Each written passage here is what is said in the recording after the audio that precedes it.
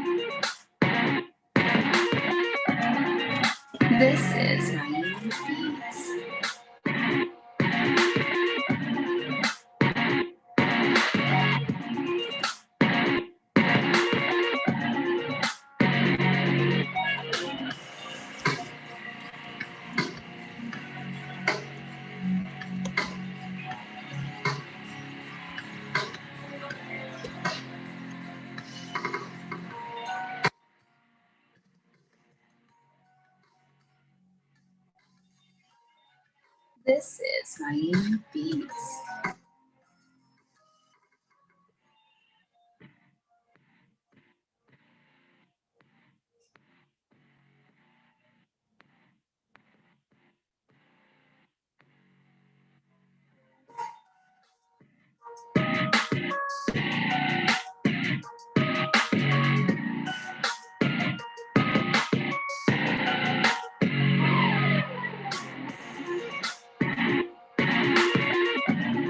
This is Miami Beats.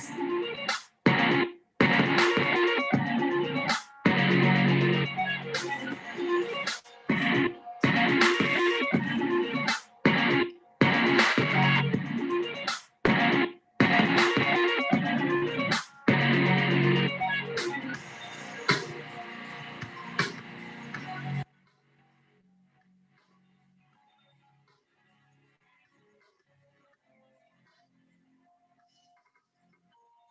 This is Miami Beats.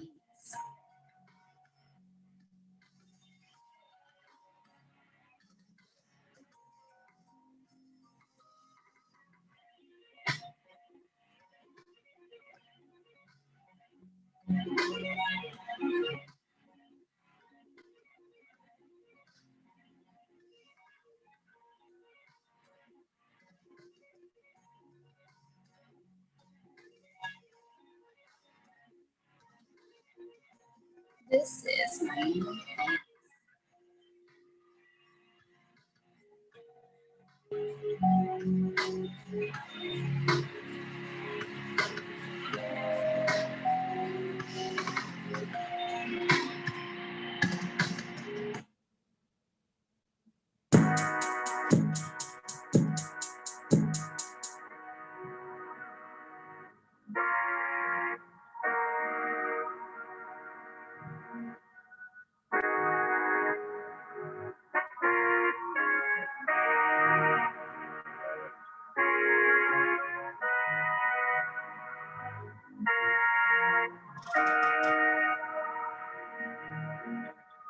Fernando spaz on this motherfucker.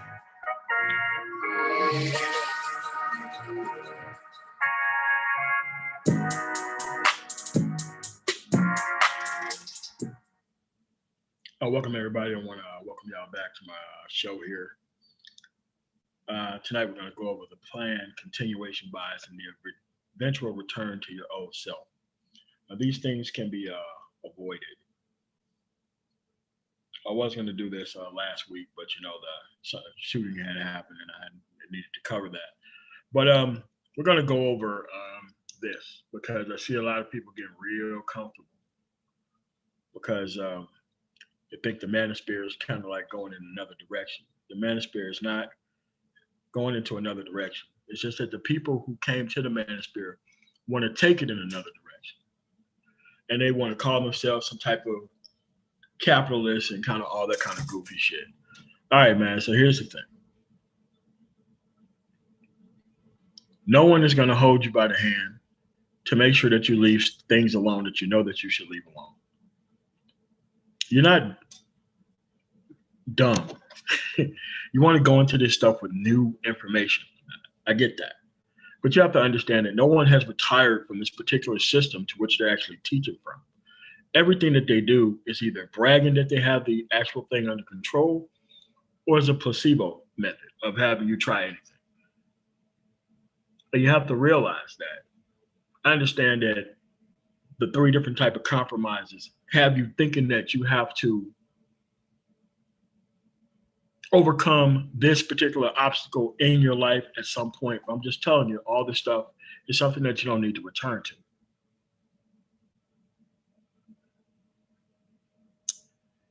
I'll give you a couple of emails that I had here that goes along it because this haven't been covered enough, or the videos are gone because I removed them from YouTube. So you have to realize this. They don't want a better product. They don't want an improved person. They want the same deal that they have right now with a little bit more control. So you have to realize that there is no person here who has not seen these things from beginning to end. There's no person who doesn't understand that being around uncultured individuals, I'm talking about men and women, because now you got the uncultured men giving all the passes to all the women, just so that way they can have more sexual access within the actual environment, and they turn around and try to call that game. Or they're teaching people how to get on when they're just actually trying to bring down the level of consequences for such thing within the environment, so that way they can be able to get more of what they want by acting like they're the choice of what the women want for simple validation. But you have to recognize that a lot of people are just going to stop taking you seriously, man, based on your actual associations, continued associations. Because maybe you didn't know at some point in time that this stuff was wrong, this stuff was bad, this stuff what you need to stay away from. But now you have an entire online track record of how these things work from beginning to end.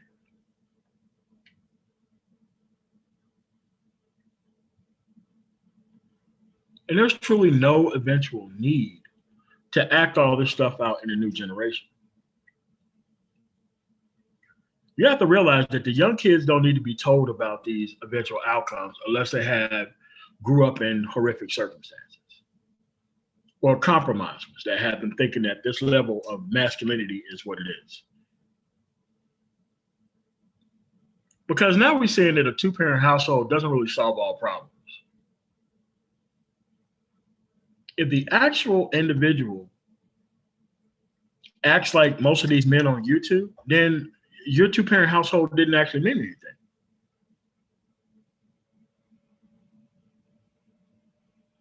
And you may think that the way that you grew up, all this agreeing and all this kind of stuff and not really taking charge of the household, this whole 50-50 and checking in on stuff and all this kind of other stuff is normal. But I'm telling you that it's not normal.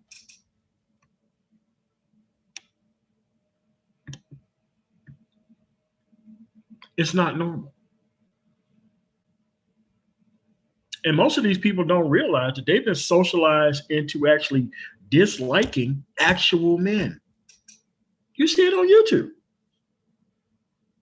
Who are the people winning right now? Are there people talking about tech? No, it's people who are talking to the exact same women that they created in the first place. And now they're trying to dump those women off on other people. But see, as a man, you're supposed to have what you created be the actual standard of who you are, whether it's a career or something else.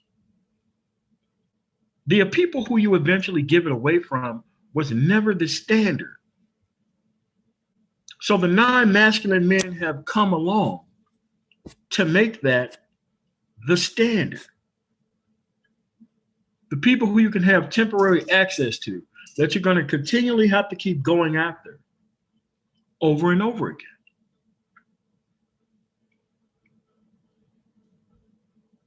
That's now the standard.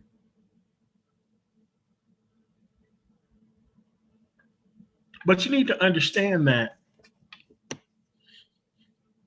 I really didn't feel rewarded on the path that I was on because I never really shared what the hell I was doing with most people around me.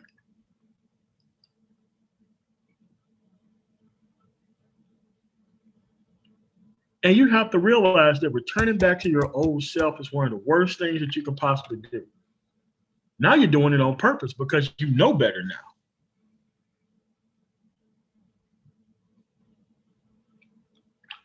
So for the first story here, I'm sure you heard it many of times. Individual, never really treated with any level of respect or anything else. Went to school, did everything that they were supposed to, got their act extremely together.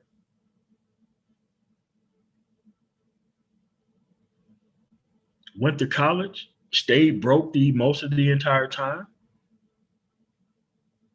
Going from these temporary jobs and everything else, putting themselves through school, no real help from family or anyone else.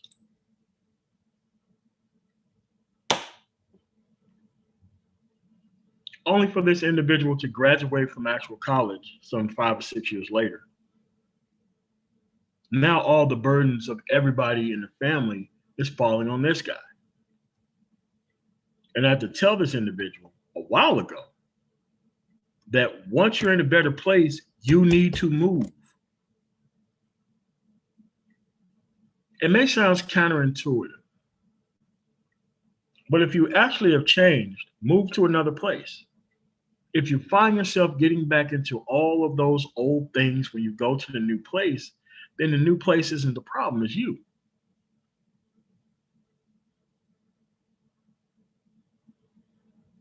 Because too much of your old self is caught up in these people's opinion about where you're going, even though they don't respect it. So why on earth would you go and do all these things in your life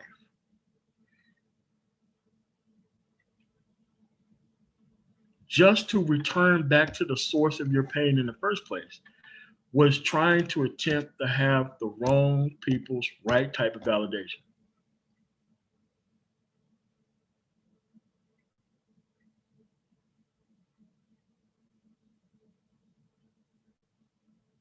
They didn't want you coming back to try to help them mentor their kids. That only lets them know that they're an unfit parent.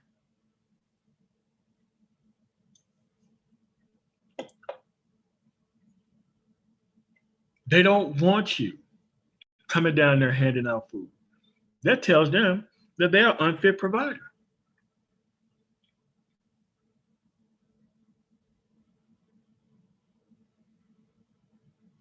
They don't want you reminding them about how far beneath you they are.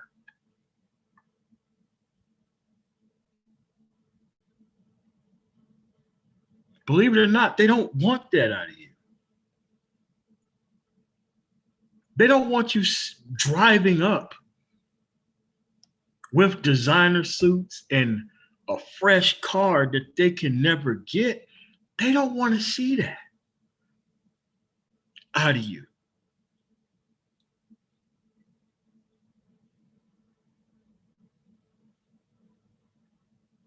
Every time. It doesn't matter the city. I've heard it 1,000 times. What happens when you try to let people know about the better path who never respected the path in the first place?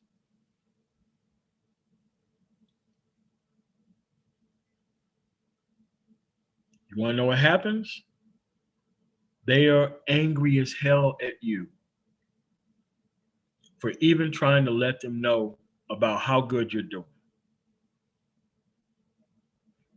And this is by far the biggest mistake that most men make.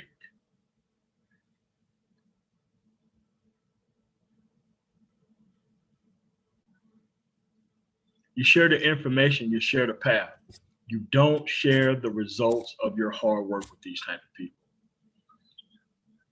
Because they're going to want a hell of a lot more than just your advice. They're going to want a piece of what they don't respect, which is you. They don't respect you.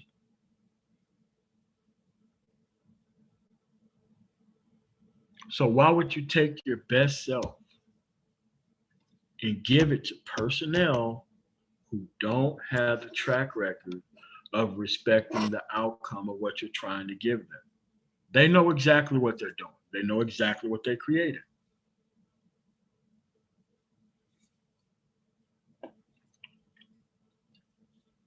The information is out there for everybody. Unless you're in one of those horrific situations in the South where there are no type of job training from the workforce center in the area, you're pretty much stuck. I get how that works. But other than that, these people in these big cities, they really don't need your help and assistance like that. And you don't need their validation like that. So eventually, this person had one of these individuals follow them home and ended up doing a home invasion on them. Horrifically beat up, all this kind of other stuff. Because he was trying to help him out. Now, you would think there would be some large outcry from the community of people that he was trying to help. There was nothing but silence.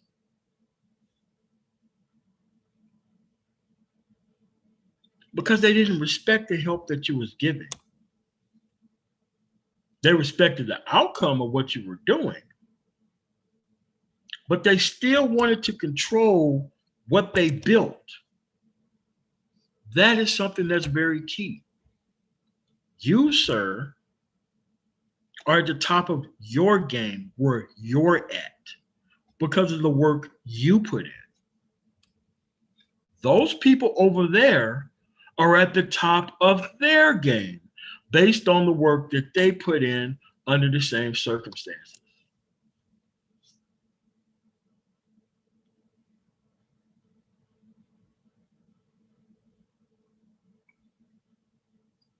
You have to realize that you have to enjoy it all. And you cannot bring anybody up to the big leagues from that particular area. Once you make it past a certain point, you got to change the way you think about things, because the way you used to think about things bring you to a certain point.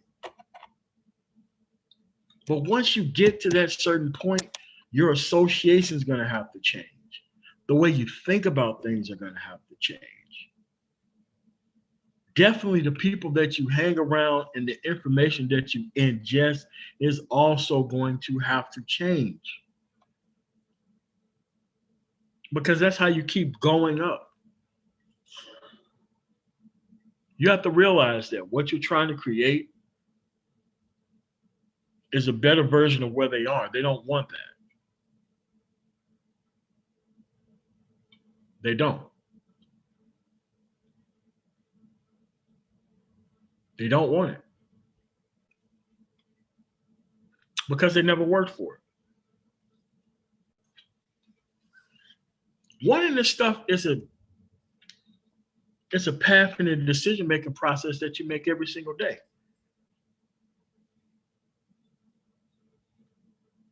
People ask me, like, when did you figure it out? I'm like, I don't know if I ever had it figured out. I knew I had it figured out what I wasn't going to do. That was far more important than what I was going to do. Because, being in law enforcement, you've seen it all. 2 or 3 times. In every single situation that you think you can name of. And some things just blow your mind whenever you walk into situations.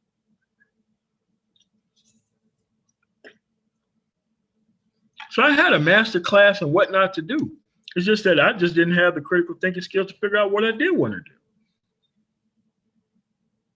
And I knew how I felt when I was going through the transitional assistant program, when I was getting out of the military, about how much people didn't give a shit about law enforcement. Your career field is be a cop, be a private guard, make not that much money, stay there the rest of your life. You're going to be living in an apartment you're never going to be able to qualify for a mortgage, especially not in the Denver metro area.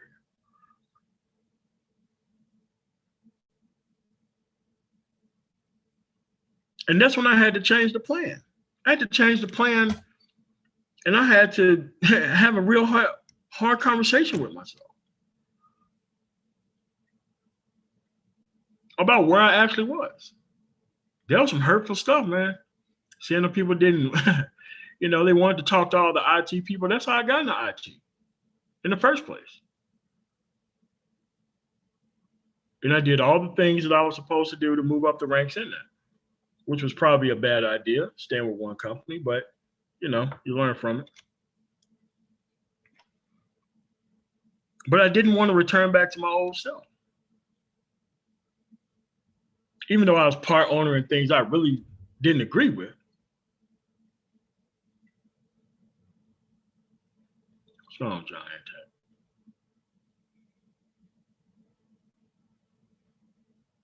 There's a lot of stuff that I was part ownership in that I didn't particularly agree with. But once I became the sole owner, I shut it down. I want nothing to do with it. And that takes a lot of growth. But a lot of people don't want to grow because they've never grown up themselves. And the problem is, at this particular point, is people rationalize bad behavior because they never had the actual chance to grow into something better.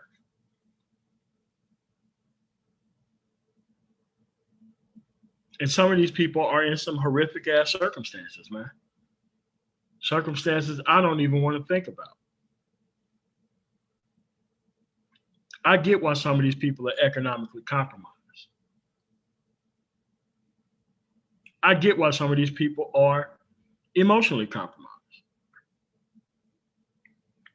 But I don't get why people are sexually compromised. That's something that I do not get.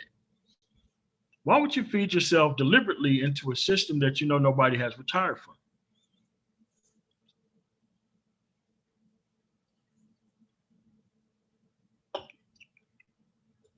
As your standards of being a man.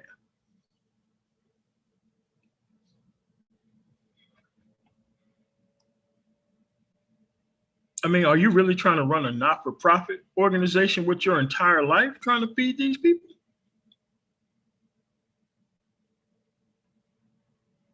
Because that's what it seems like. And that's what it seems like it's being sold to most of the people within the Black area. If they're not being sold by it through commercialization and mumble rap, they're being sold by it by the actual deliberate miseducation of the actual adults to the children. And if they're not getting it there, they're getting it through the second stage of the emotional compromise based on the things that they see growing up, which is the new way that they're actually seeing the world. What's going on, GC? What's going on, Black girls? So you have to realize that there's no reason for somebody to be deliberately feeding themselves into a bad situation. There's no reason for it.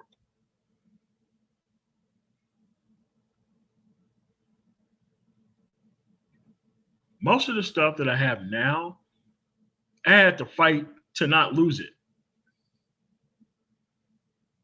Because I can go out here and make a bad investment tomorrow. There's people who always come up to you with all these wildfire plans on how things work. This is how the space works. And you're being socialized into saying yes a lot. What's going on, Sidney Jones? But see, sometimes you have to say no a hell of a lot more than yes. But when you have those three levels of compromise, emotional, sexual, or economic, running the actual show and not you,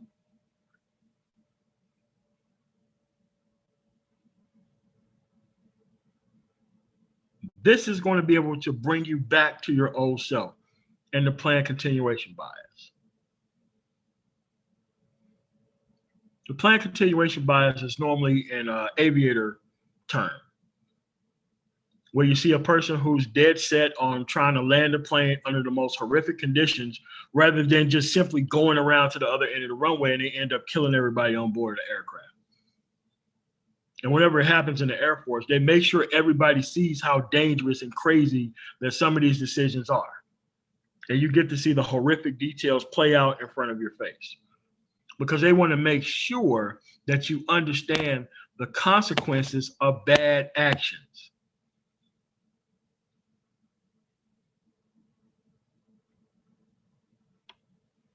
This is why I talk about as well as this. Stop trying to get lucky. You have to learn a particular process from beginning to end to actually appropriately benefit from it. Because if you learn the process from beginning to end the proper way, that way you can be able to critically think within what you're trying to get into, rather than just trying to pick up something and a couple of skills and trying to get lucky. Because that trying to get lucky stuff is not going to have you based in a great foundation. And then you're just grasping at straws, trying to find something to put money up here or put money up there or run this type of hustle or that type of scam or this type of issue and that type of issue, where you simply just could have invested your time properly and got the results that you actually need. That's the difference between learning the actual process and actually performing the actual actions versus just trying to get lucky.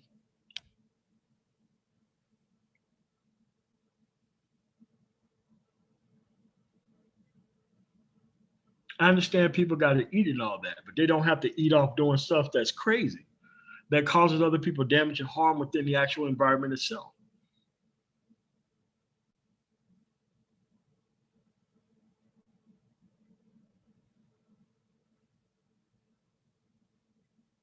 You have to understand that returning back to your old self is going to get somebody a nice come up that they don't deserve from you right now.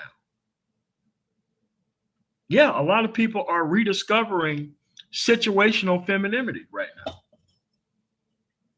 Got with people that they normally wouldn't be with, in situations that they definitely don't respect.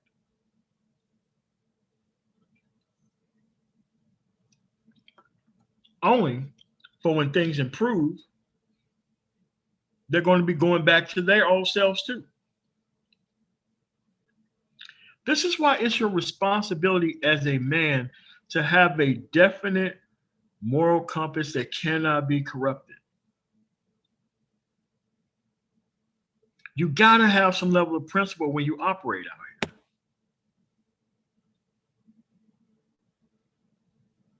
You can't be running into these compromising situations hoping to get lucky.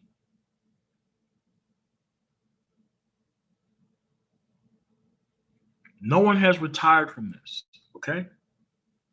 That's the truth. You know how I retired from it? New inventory. That's how I retired from it. New inventory. Because you can't really argue with new inventory. It's possible, but it's definitely not probable.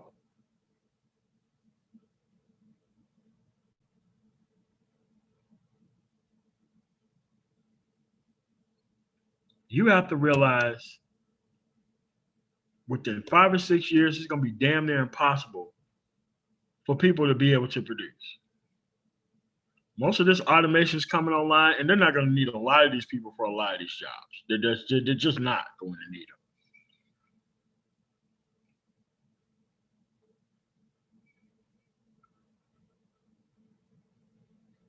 So you have to realize that there's no inside man here. Only your own self that you want to return to.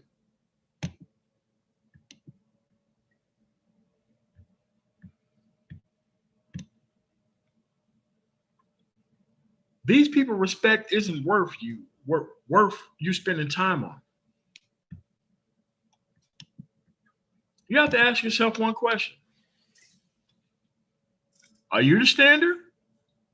Or is there respect for you the standard?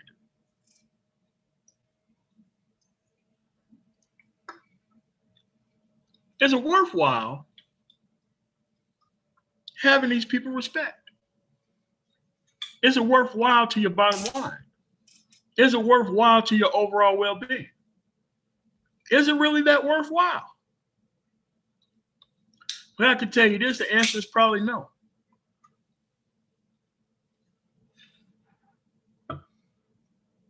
And I started getting a hell of a lot more out of life once I start saying no. Because a lot of people expect you to be so compromised up front. They're just going to come in here. They're going to engage your sense of greed. And then they're going to turn you loose onto a product that you cannot get past.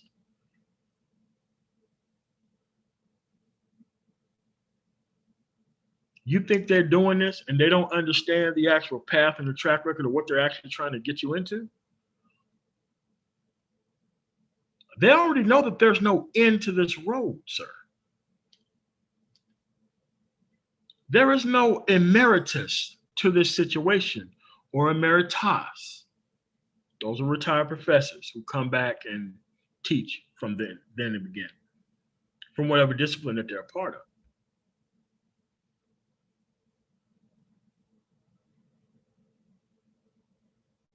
You have to realize that it is your job to destroy this actual system that is taking hold of this. And you have to be unembarrassed about making sure that this stuff don't survive. You have to be unembarrassed about pointing this stuff out to people when they're actually trying to BS you. You have to be unembarrassed to actually let people know that just because you make money off of this doesn't mean that you get to BS me to my face, or that you want to turn over this new leaf of capitalism just so long as my silence help you capitalize.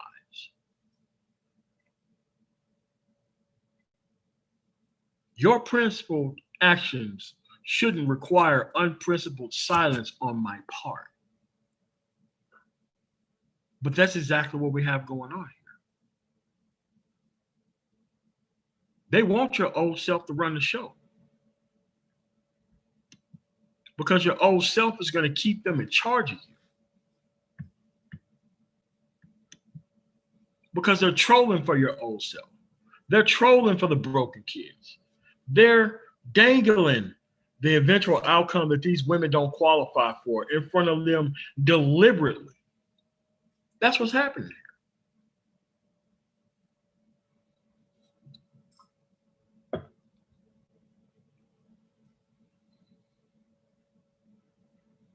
But see, if you already have a dead set end goal of making sure this stuff don't survive not another generation, you don't have to worry about this stuff. It brings a level of disgust to me when somebody says that they're community minded and that only thing they want to do is help out broken children. Nobody ever concentrates on the children and the kids who actually did stuff right. We always trying to help all these people, and we're always trying to circle the wagons around people who we're not supposed to help.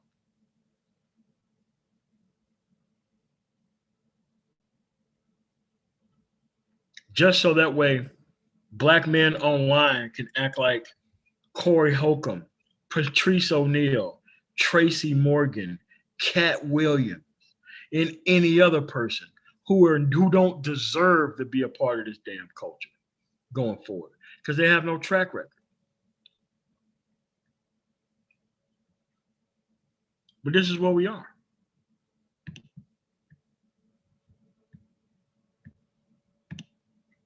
This is exactly where we are.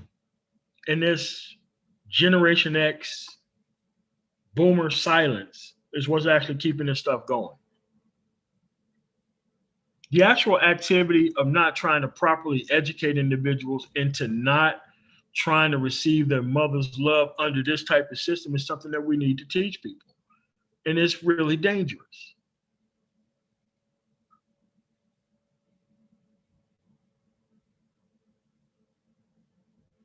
It's dangerous to let individuals come into a marketplace preying on men, emotional predators,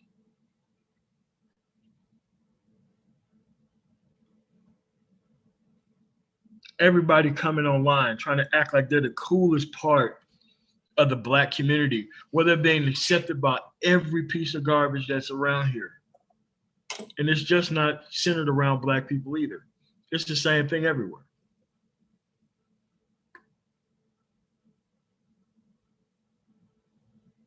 You got to get past this stuff.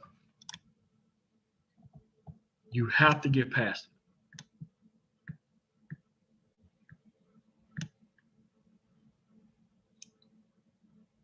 Because most of these things are easy to get past.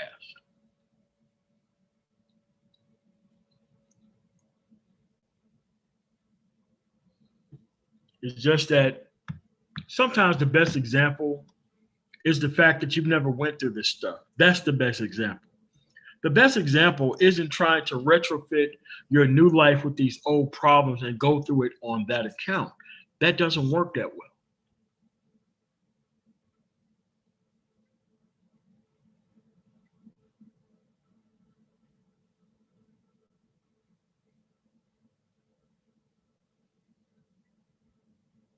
You got to understand that this is your only shot and chance to get it right.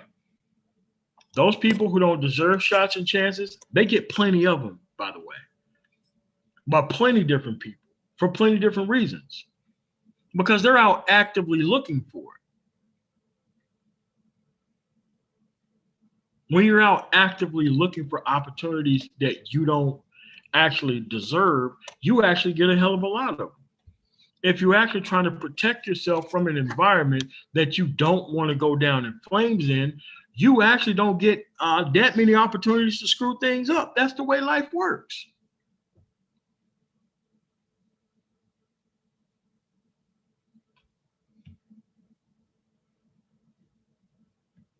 But the idea that a man should self-improve and turn around and give his most improved self to people who never respected the process of it is insane.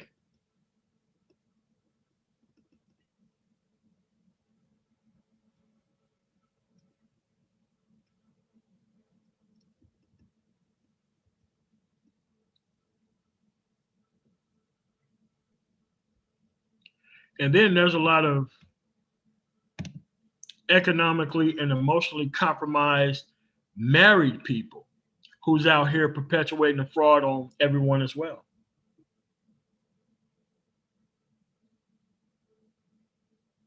Trying to get you to engage in a system that's not really going to be able to net you the level of productivity that everybody else gets.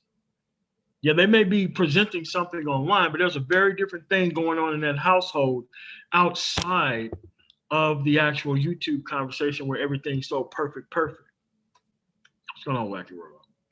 What's going on, Empathy Skills? And if you're really going to conserve who you are as a person, you got to start doing it today.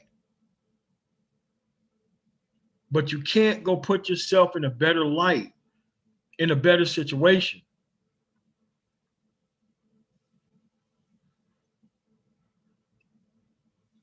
only to give it back.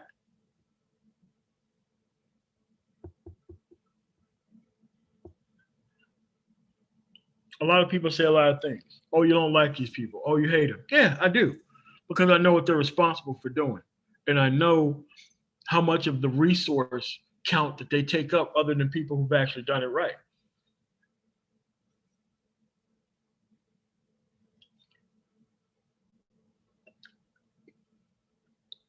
You only have done it right whenever you give it back to people who don't deserve it. That's what the right way seems like to all these people.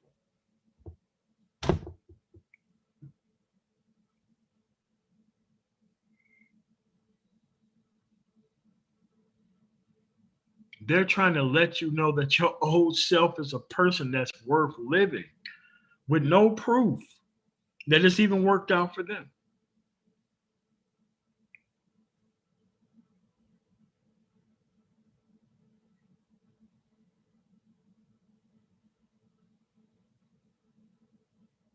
It's very easy to see what any system is about. Ask them to defend the outcomes that are currently here and how did you get your place. And if everybody else did exactly what you are doing, what would this world look like? What would the world look like if everybody bowed down to the actual environment itself? What would the world look like? What would the world look like if you gave them a hell of a lot more options that they already currently don't respect? What would that look like? What if your 200 leg count turned into a 700 leg count within an actual bad environment? What would that look like? If everybody else tried to do that, what would that look like? Because the outcomes matter a hell of a lot more than the input, which is why you need to be an outcome-based thinker. Nobody wants to think about the outcomes because the outcomes have been outsourced to people who they don't respect.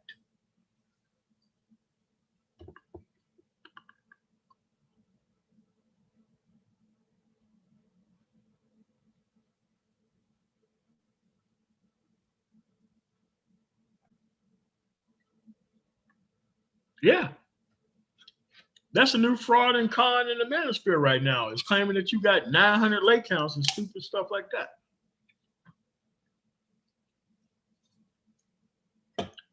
Like it give you more credibility within a bad marketplace.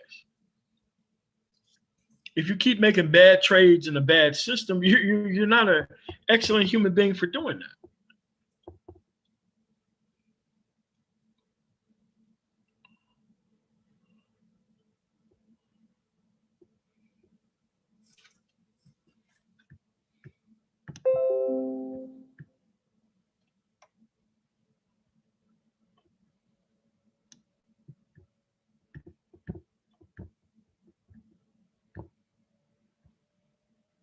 But this is what we are.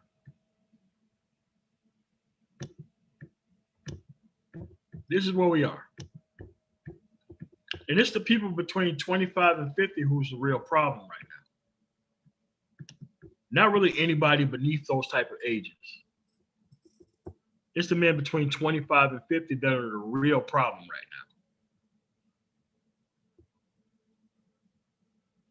Don't want to take sides.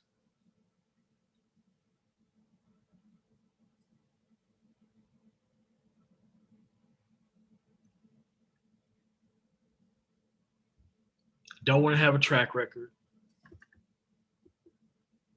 Don't want to be on the up and up. Always looking for a way out. Always looking for an opportunistic reason to not be on the up and up. Dude, you can't work with people like this, man. Have something that you work for and that you don't want to lose. There's a reason why these people care so much about the community, but they ain't creating no businesses in them.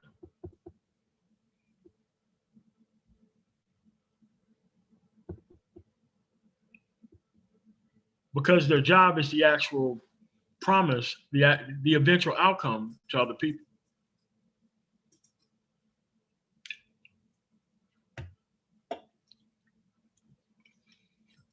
This stuff is timeless. It's always going to be true. Because it's going to be true because it is without compromise. You're being taught and you're being shown how to compromise your way into a situation that they don't run and that you will never run.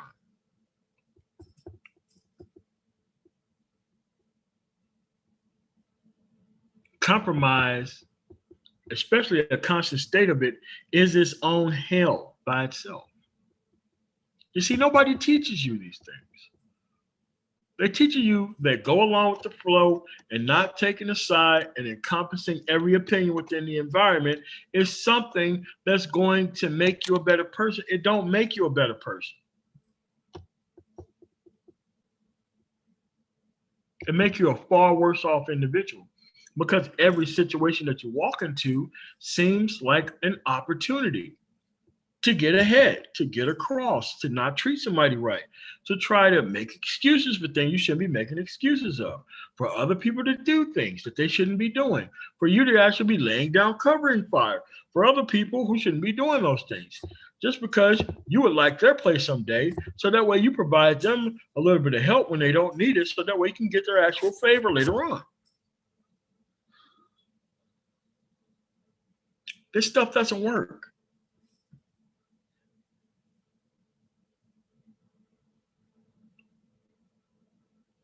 They're tempting you with the plan continuation bias. They want to give you all the information that they think you need to go right back into the same circumstances, situations, and practice all the things that's going to damage and destroy you. And then sit back and blame you once it goes wrong, even though they never told you that it was wrong the entire time.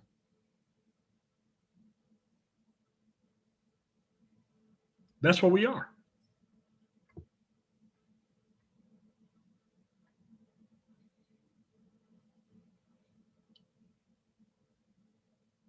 This is a sexual pyramid scheme where the people are at the top do the most bragging and the people at the bottom do the most practicing to get to the top or lying to be at the top. That's what it is.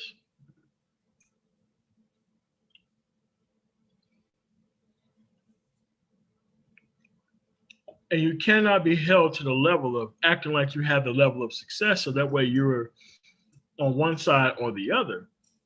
Most of the great things is not having this experience at all or replacing these bad experiences with even better experiences. So that way you can put a lot of distance between yourself and the actual future of where you want to be.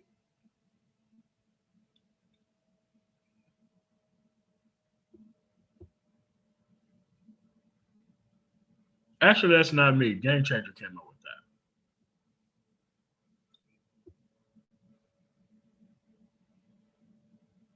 So you have to recognize older men who's still talking about trying to rescue damaged and broken people.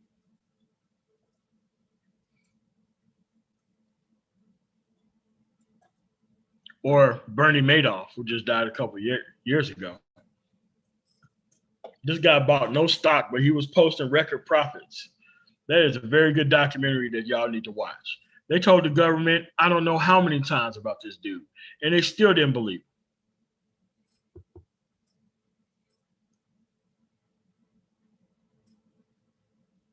him. Bernie Madoff got away with this stuff for years. Even though he never bought a single stock from most of these people. Yeah, he died 2 days ago. Or maybe last week or something like that. It was last time I was live.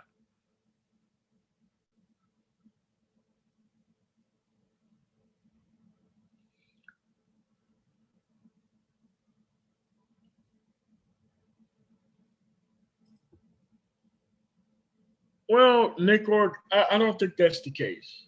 I don't think that's the case.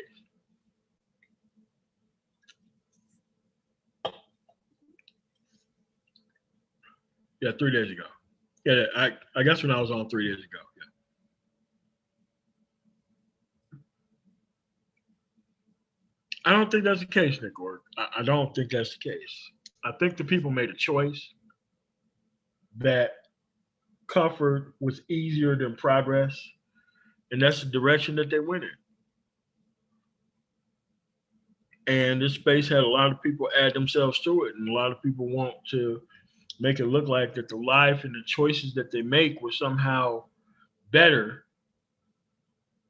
than actually being on the actual proper path. And so these are the people who power the actual space with the actual money. And since this is now a money ball game right now, and you're going to continue to keep having that. So it's the people who joined the space that changed the space. It wasn't the actual idea of the space that changed. It was the actual people who was deliberately feeding people who didn't need to be fed. You know, it was the actual person who showed up to AA with a bunch of free alcohol who actually destroyed the group. It was the person who showed up to Narcotics Anonymous with clean needle programs that actually corrupted some of the people who wasn't really on the up and up. And since this whole Black environment, and the white one as well, is really based off of sexual compromise,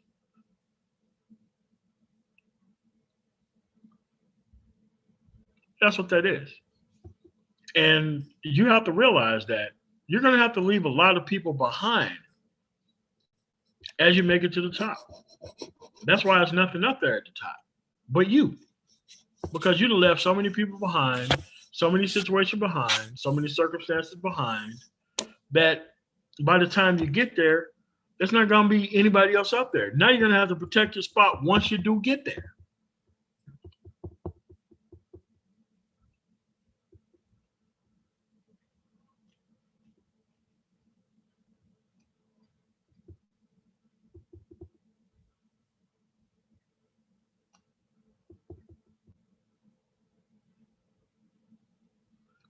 But on back to the original plan, because I want to clean this up with some actual solutions. I get this question a lot. I shouldn't, but I get this question a lot.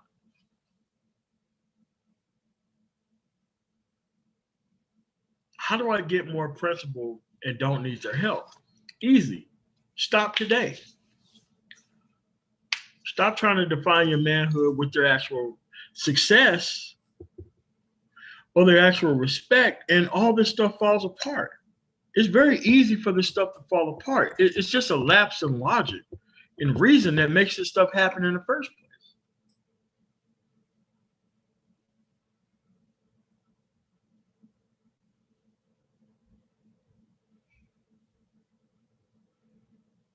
This is why they don't want the people who actually run stuff to actually feel like they should be feeling, because they have the ability to leave other people alone and actually make it without them, because they want to make the actual situation based on the simple fact that those people still run within the environment.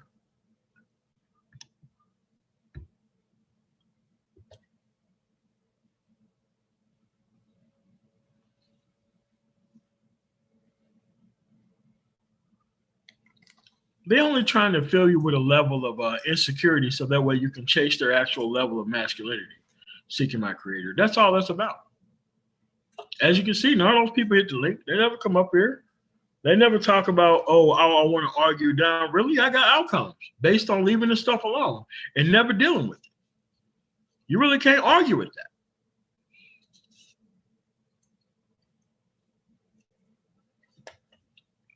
Yeah, that's a process to them actually trying to get you to do that. They're trying to get you to chase their fake level of masculinity that they haven't resolved themselves, by the way, knowing that you're not going to make it. That's the whole problem there.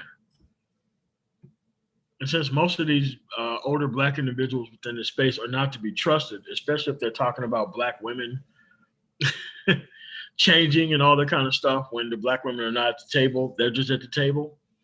No, you can't really trust people like that, man. They're already compromised by that. You don't need their actual opinion to have more principle. Principle is based on not giving a damn about their opinion, period. That's how that works. Principle is setting yourself on a certain set of goals and boundaries and just sticking with it.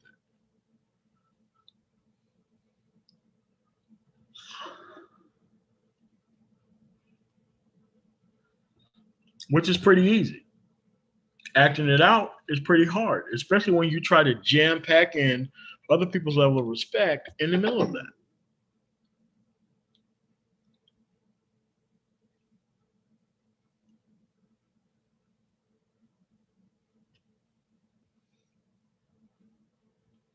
Because see, what they're doing when they come to this space and they grift off of the actual environment is they're deliberately sewing in the ability for you not to change where you are, to not take a side, that the middle is great.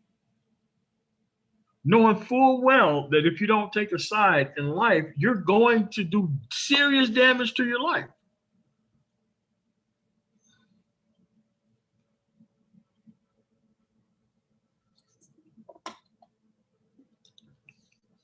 Actually, Black Curls, me and Aegon talked about that book of hers, about how the book should have been saying, name "Leave This Motherfucker Alone" if she don't change in 10 years. That should have been the name of the book.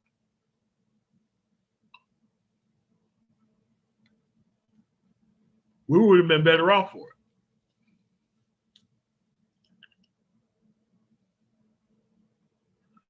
But people were so emotionally compromised by this thought of the actual quote unquote black family that they kept wanting to add somebody to it who didn't belong. And that's where that fell apart, actually.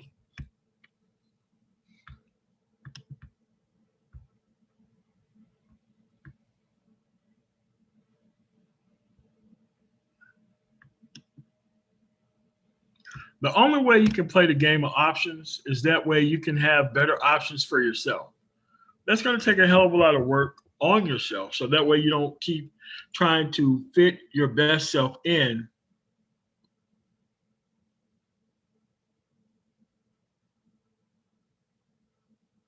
to an actual system where your best self is not respected.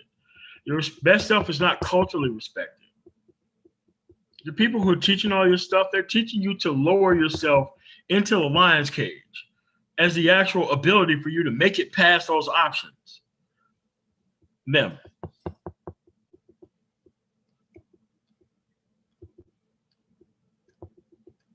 That's the issue. In the game of options, you got to have a hell of a lot more than that. Once you start exercising your options the way they exercise theirs, you win. But then again, you're not going to be able to out-option them within this environment. You're still going to have a level of discipline moving forward. You got to. Because discipline is how you keep stuff. Interaction and engaging in stuff is how you lose stuff.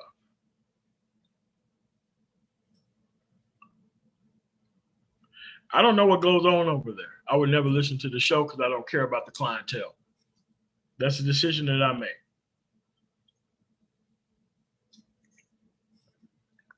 Now, if he was talking to 100% feminine women, women who actually had their stuff together, women who didn't engage in this marketplace and damage themselves beyond repair, I'll be over there all day. But doesn't sound like that's the case because that ain't what we have within this actual marketplace. No diss to him. That's just why I'm not over there. I don't give a damn about people who didn't make good decisions. I don't have reptile release parties when people get out of jail. Your ass is already supposed to be out of jail. So that's why I really think about that.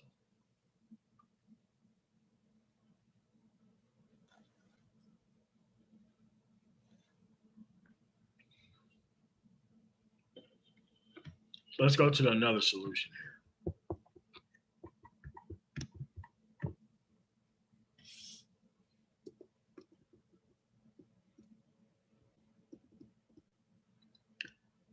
You have to understand why the actual women show up to these conversations. They show up to these conversations because it gives them advanced information on how the marketplace is actually working. And I don't blame them for doing that. What's a better way of taking more advantage of the options that you've been freely given by people within the environment if you could just simply show up to their conversations and give them lackluster credibility? That's what it is, man.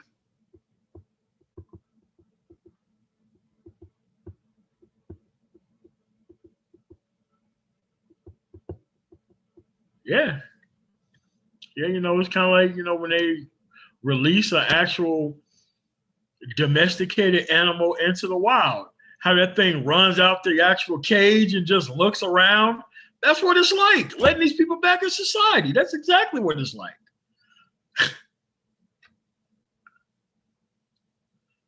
Dude, Zero, that's exactly what it is, man.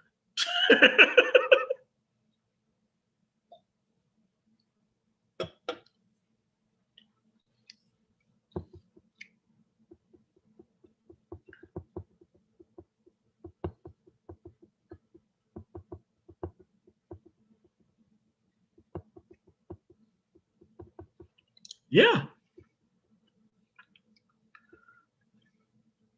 Let's go and check a few. But this is where we are, man. And the women should do recon. Of course they should do recon. Dude, listen, why wouldn't they do recon? Why wouldn't they do recon on the potential options that they're going to be able to go after? Why wouldn't they do that?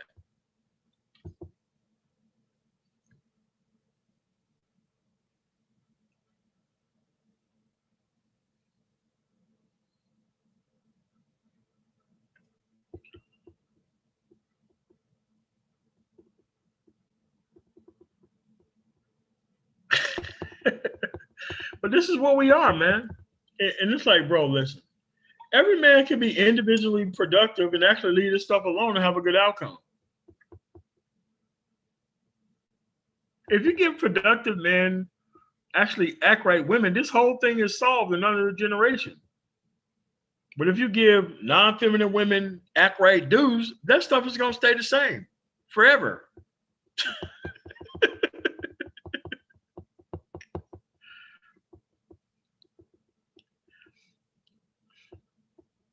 These dudes are like anti-aircraft batteries pointing up at like Goodyear blimps just flying over slowly. Like, dude, this is not even a competition at this point.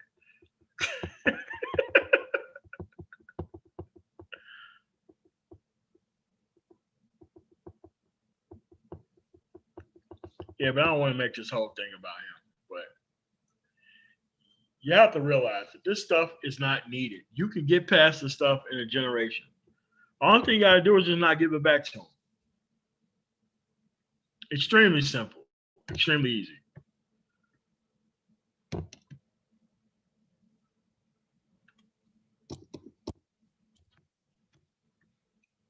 I actually took the month off to be writing my self-improvement book. Actual self-improvement.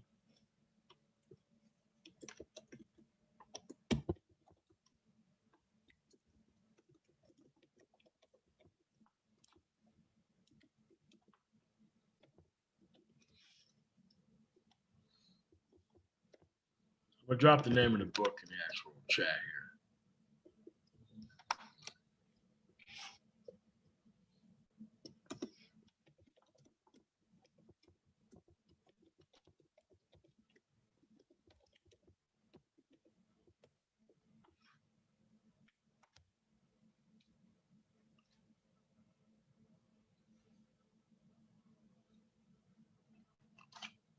I don't think books should be over 50 pages, by the way.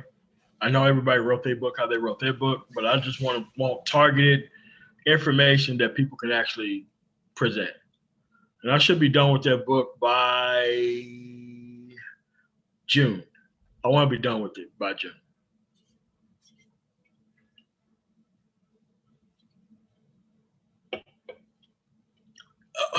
Dude, ones out of tens. 0 ones out of tens. Ones out of 10 have multiple kids. Yeah, it's over. Yeah. Because a lot of people think that self-improvement is about doing this bass fisherman stuff. It's about catch and release. You know, you do your best self and then you go over and get somebody who don't respect you. Oh, no, man, that's crazy.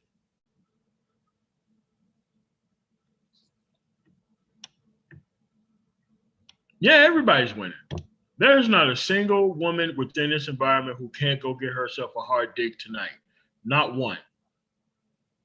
They've already checked it on dating apps. Dudes lined up around the corner, man. I don't blame them for it. You know, hey, it's an easy ass environment where you can win.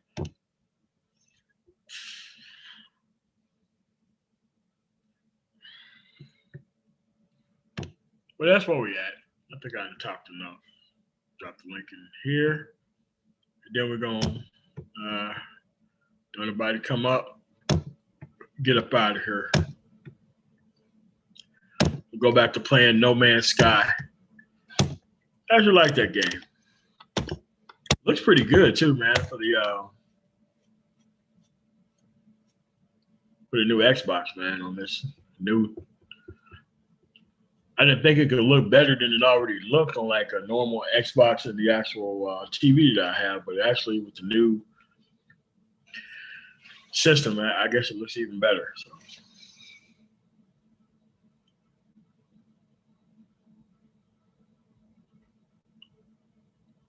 It is kind of boring if you don't know what you're doing. I just like driving across the environments, man. What's going on, Crypto Game Podcast? Yeah, man, like, make sure you subscribe to this dude's channel, man. Because, you know, they be breaking down the crypto, like him, Ty City. And you guys need to be investing all your money into that. Like, I've done, like, man, my portfolio has been done pretty well. That's how come I haven't went back to work. It's kind of hard to, like, go back to work and do mundane thing when you made $2 million within the last month. It's kind of hard, man. Kind of hard.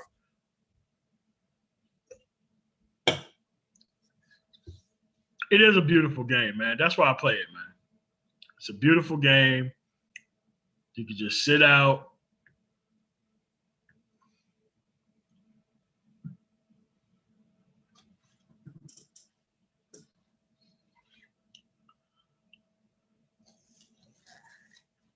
Yeah, thanks for the $20 super chat, man. Yeah.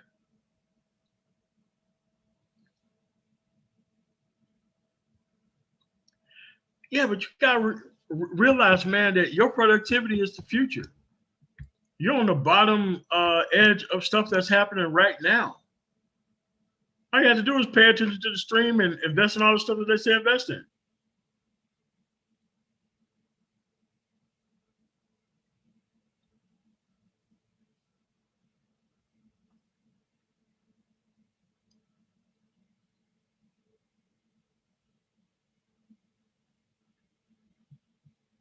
Man, these dudes don't need no help, man.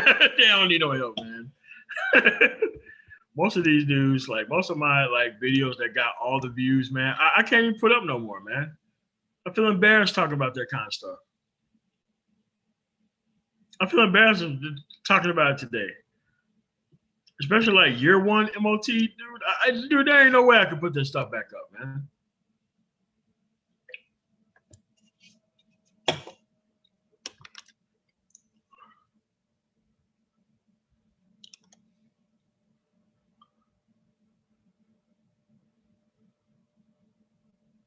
Yeah, they do.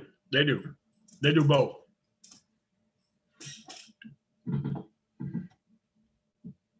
Yeah, man, especially trucking, man.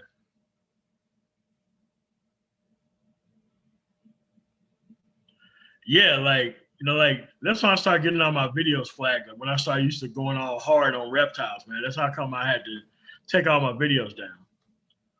Because they kept going through and just kept flagging that. Yeah, so.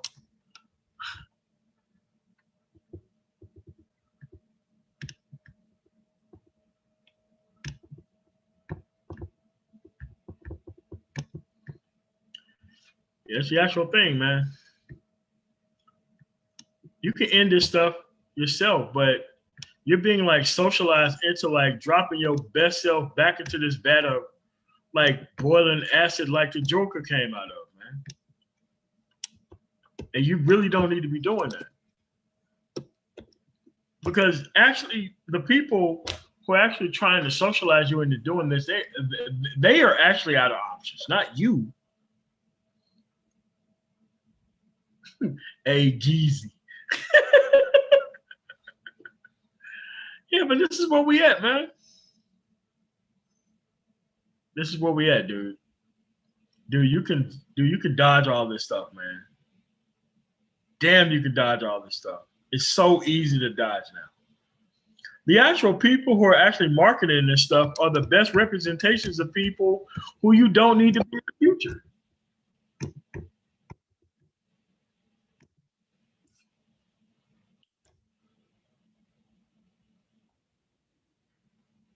What's going on, man? What's up, man? I just wanted to come up on the panel, man. Just, you know, what's the topic?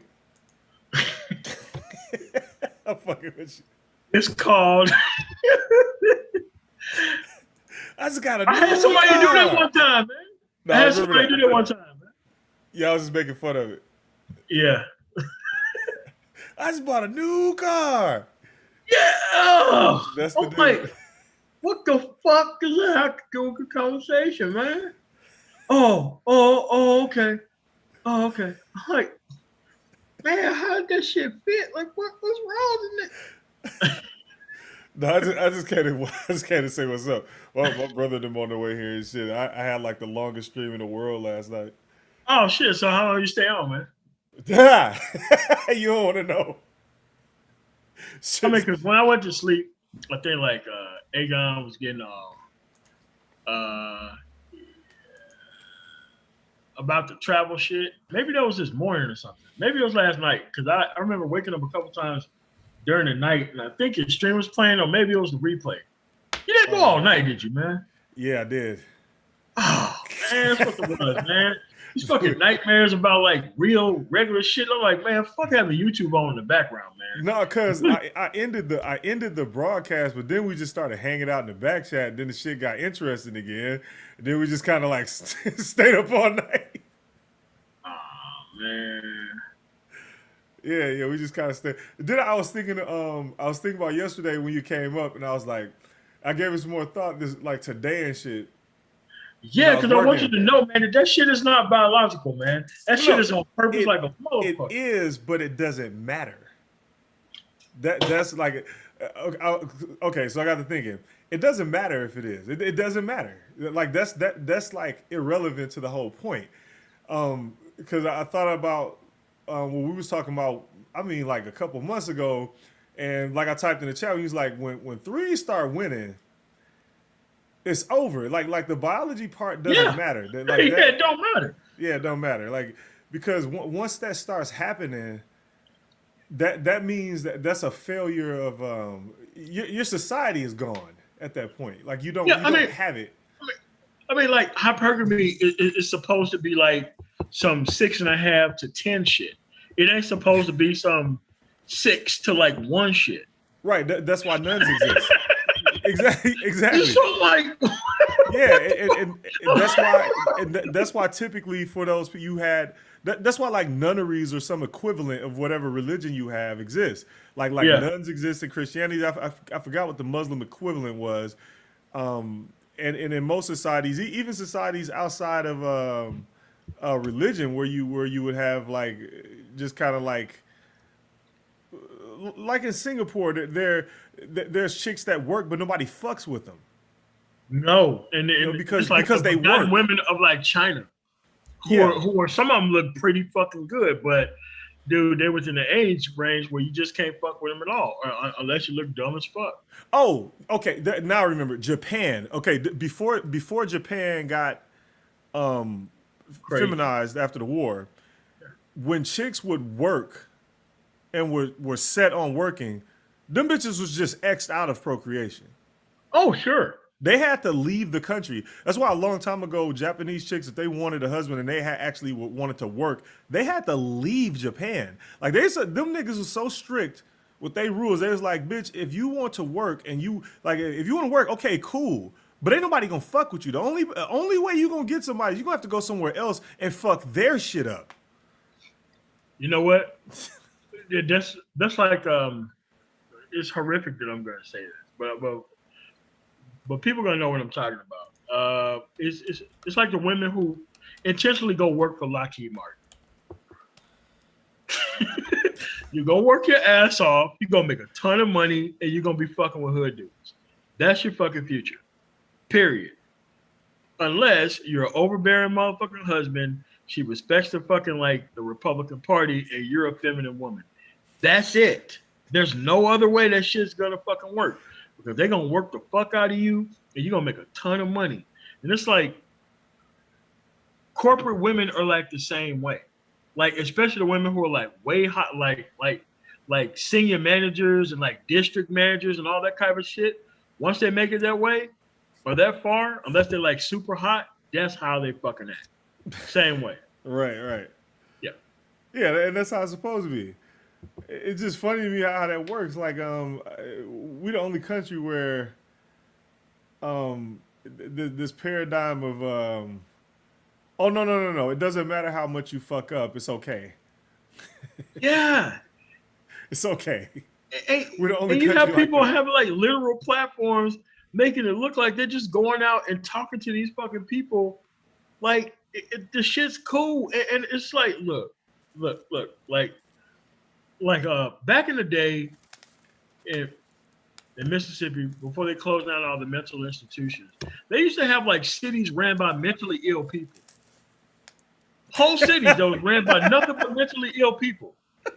Right? Yeah. I mean, like, that's how fucked up Mississippi was, but that's how it was. Oh shit. Yeah, and it was like everybody in that motherfucker, you know what the city is about. This city is completely ran, and they was given like some UBI shit, like they would take their medications and all that shit, and then would go like to their regular jobs and run the fucking city. This is the type Yeah. of shit you have going on here now, and it's like we've created a society where there are no consequences and there's tons of options and no consequences. Right, and I used to, and yeah, and it's funny because in the manosphere will make you think it's just the chicks that don't have. I mean, and it's true. I mean, they don't have any responsibility, but neither do the men.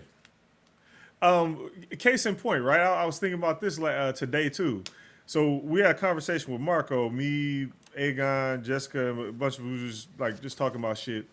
And one of the things was no one paid attention about how he got to where he got to, like in his life, like decision making and shit like that, to like become somebody that can do whatever the fuck he wants to do, right? And then there was another person I thought about today that's in the chat, Silent. No one gives a fuck that Silent had to work hard to get to where he got to, and then on top of that, this nigga didn't even have the option of having a single mother to be a shitty person to bring him up in life. He didn't even have that option. This nigga didn't even have that. He was, he didn't even have parents. So you got two people that I mean, obviously they got different outlooks. Like Marco more bachelor, and then Silence like at some point I want to have kids and shit. But in both cases, both of them niggas used to be like, yeah, man. So I did this, and the thing is, I remember a lot of what Silent used to talk about, like when he had to, when he first started doing this thing with the real estate, with the cars. I watched a few of his old videos and shit, a lot of different shit, right? But the bottom line is like both of them niggas had to work their ass off to get to where they were. Oh, sure. And nobody gives a fuck about any of that shit. No, like, dude, like, listen, man. Like, I still get emails about everything else but trucking. Maybe like a couple people. People asking me how to run strip clubs and how do I do all this? How do I get into bounty hunting? I'm like, man, I'm not even on fields anymore. Like, I'm done with that shit. And it's Right. like all the shit that they want to do is all the shit that I don't want to talk about. Yeah. And it's like, dude, I left this shit alone for a fucking reason. And it's like, man, but that shit sounds cool. And you did it. So it's an option for me. It's like, no. Right. Work like, okay, walk to that motherfucker and you see somebody doing lines of coke off a motherfucker. I'm like, what the fuck? I'm like, yeah, it's like, oh, you motherfuckers high right now? Yeah. Yes. What's going on?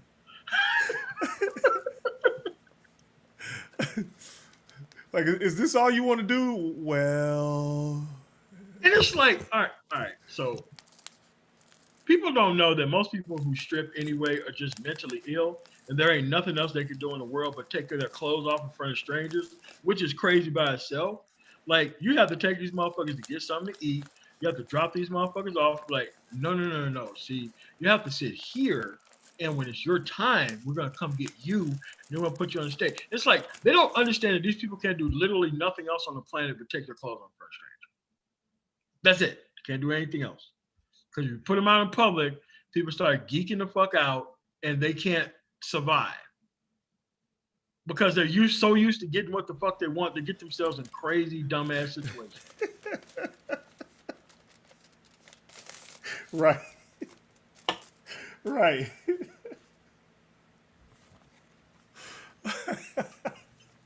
It's like, look, I mean, it sounds nice until you have to manage these motherfuckers' lives, and then that's when it gets a fucking problem. Like, man, I can name a bunch of people in the manosphere who are women, but could you imagine having to manage these motherfuckers' lives? I Beginning to, can. I can imagine that. I just don't want to. yeah, that's what it turned into.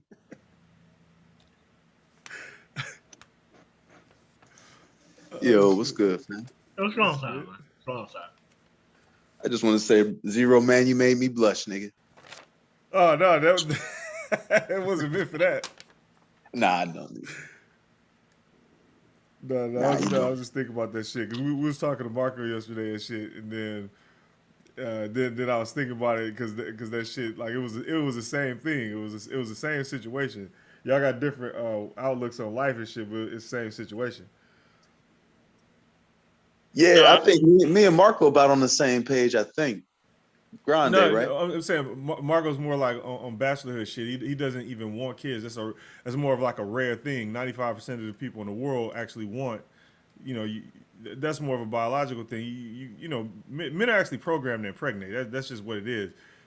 So for somebody to not, but bachelors aren't unique in society. They've always existed, no matter what. Like no matter at any point in time in history, how far back you go, it doesn't matter. They've always been around. So it's not unique. But I'm just saying, y'all got two different life paths. But I as far think as like I work desire ethic, kids, but I don't. thing. I'd rather buy, rather buy another Lambo or something. So right. No, but I remember a conversation when we was talking about shit, and you was like, "No, I want to be able to like raise my son and have him look at life and go, and set him up and have shit the way it is." The same thing you was talking about, like if you had a daughter, ideally both. Oh, must be talking about like spoiling my kids or something. Yeah, I remember that shit. Yeah, even I done said a lot of shit in these spaces. I don't remember how much shit sometimes, but damn. Yeah, I remember all that shit. I mean, like, cause I remember sitting in like a fucking orphanage, right? So a story time with Simon. So they had this place, man. Like, you be in this big ass place with a whole bunch of kids. And so Christmases and shit would come around, right? So when you all niggas be donating to Walmart and shit, like give it to the kids. You know what I mean? What about the children's? Be going to little niggas like Silent, you know what I mean? Orphanages and shit. So they can buy a fucking baseball hat or something for Christmas. Make you feel good. But yeah, man, like, honestly, like, cause I'm gonna say this cause, I'm gonna step outside my box cause it's gonna sound like I'm sucking my own dick, all right? But I'm not. But I would think like you said, like somebody said something about, I don't want to be interviewed. But I'm curious why I wouldn't be asked to be interviewed because if I was looking outside the box, nigga, this nigga got an interesting fucking life. Like, this dude has seen some shit. He has people who meet me, even when they look at my resume, like, God damn, nigga, you solid. Just different things, right? So I think I'm a unique, multifaceted guy. I can threaten to wring your neck and I can have a conversation about astrophysics. But you would think the reputation I've built and the commentary I've had and how on point I've been, you would think a person like that, you'd like, okay, what do you think? You just would think, But instead, we want to let niggas like, little big Nate talk. I don't know. But I knew you was gonna say it. Yeah. You know what I mean? Like the motherfuckers that I have seen Daggles get on panels and not get interrupted as much as I have. Join the club. And the thing is, like, I got my shit, but I do this for a purpose, man. I've had many years where I've just had nothing but thoughts in my head, man. And this is a way for me to get. I've told y'all that, right? Yeah. And you just think a motherfucker would want to soak up that knowledge,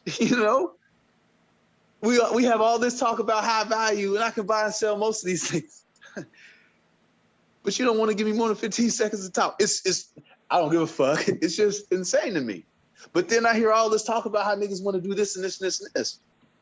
But let this nigga talk. You know what I mean? Like, but yeah, man, I appreciate it, bro. Yeah, I mean, man, but they gotta have the chin strap motherfuckers in there, man. You know, they gotta have them in there to like not have the conversation go too far high over their head, man. Because a lot of these dudes just here to hang out, man. Let's just be honest. Yes. Yeah, there you go. Hang the fuck out, dude. Like, listen, a lot of these dudes, and I've seen it from like the ma'am a person that I have on, and I'm like, you know, my brother gave me a call, like, why why are you talking to grown men about how to be an adult? Like, what's that about? No, he was like, no. Why are you doing that? Like, this person can't be fixed. I'm like, are you sure? Like, yeah, it can't be fixed. This is some shit you shouldn't be doing. None, brother. Like, you know, I think it's at a point where I just realized this shit is just for clowning, man. Yeah. I mean, I honestly thought I could help change people's lives or some shit.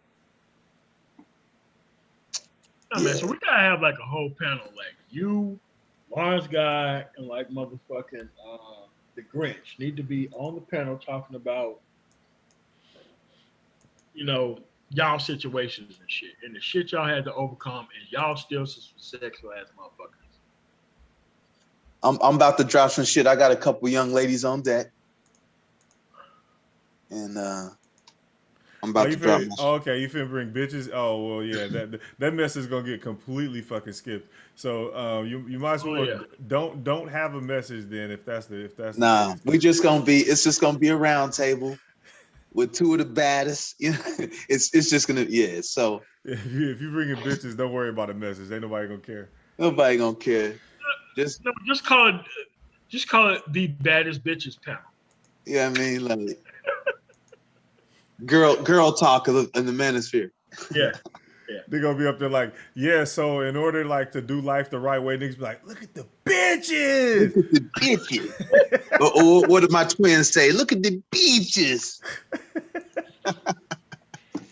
Yeah, let's open up the panel for some questions. Yeah, man. So what store do you shop at? Vicky Secrets or Forever 21 though? Oh man. Anything you got for the niggas with like good life decisions? Yeah. So where did you meet the bitches? Where you meet the bitch? Well, I sure didn't meet her at Lane Bryant. And once you have the conversation, you do like the portal scene for like Avengers Endgame. Yeah. Niggas just come out of nowhere. But what do the bitches want? Dead niggas just come out of nowhere on your left. Where y'all going after this? Yo, after the stream. Right. Hey, yo, after the stream, where y'all going after this? Where the after party? You got a friend? Right. Yeah. Can't no fucking message when you got bitches on the panel. Oh no, man. Fuck you mean?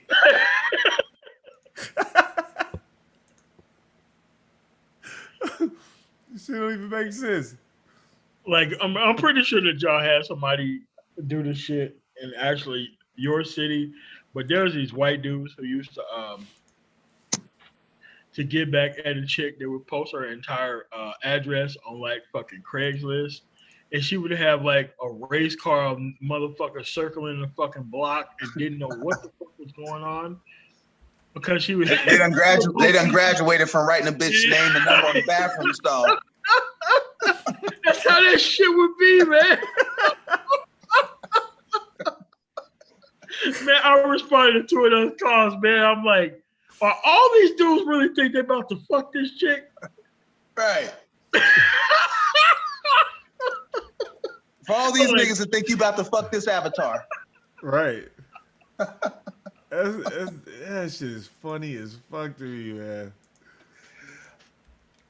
We're gonna look back a year from now, and this is gonna be an elaborate prank by the old man. Yeah, well, old man been replaced. Well, I mean, he still got room to make a lot of money, but he gonna have to He gonna have to. He's gonna have to direction. chase Little Big Nate down, man. Yeah. I think Little Big Nate got him, man. Yeah. I think Little Big Nate got him on every level. With like, I just wish he would do something else with his fucking content. But I think Little Big Nate got old man for real. Yeah, this shit over with. Oh, he actually do content now? Yeah. Yeah, he does. I bet Little Big Nate got old man. That nigga growing like weeds right now. Yeah, this is like this is a conservative kind of, space. So they, I know I just know him as a conservative kind of. I don't think they give a fuck about that. His entertainment factor is like over the fucking top, man. Like, for real? Oh, yeah. See, I don't get into all that goofy shit. Yeah, that nigga entertainment value is above par, like way above. Yeah, I ain't got time. Motherfuckers even come in there to troll him. And the funny part is, Nate's so sensitive, he responds to trolls in the chats.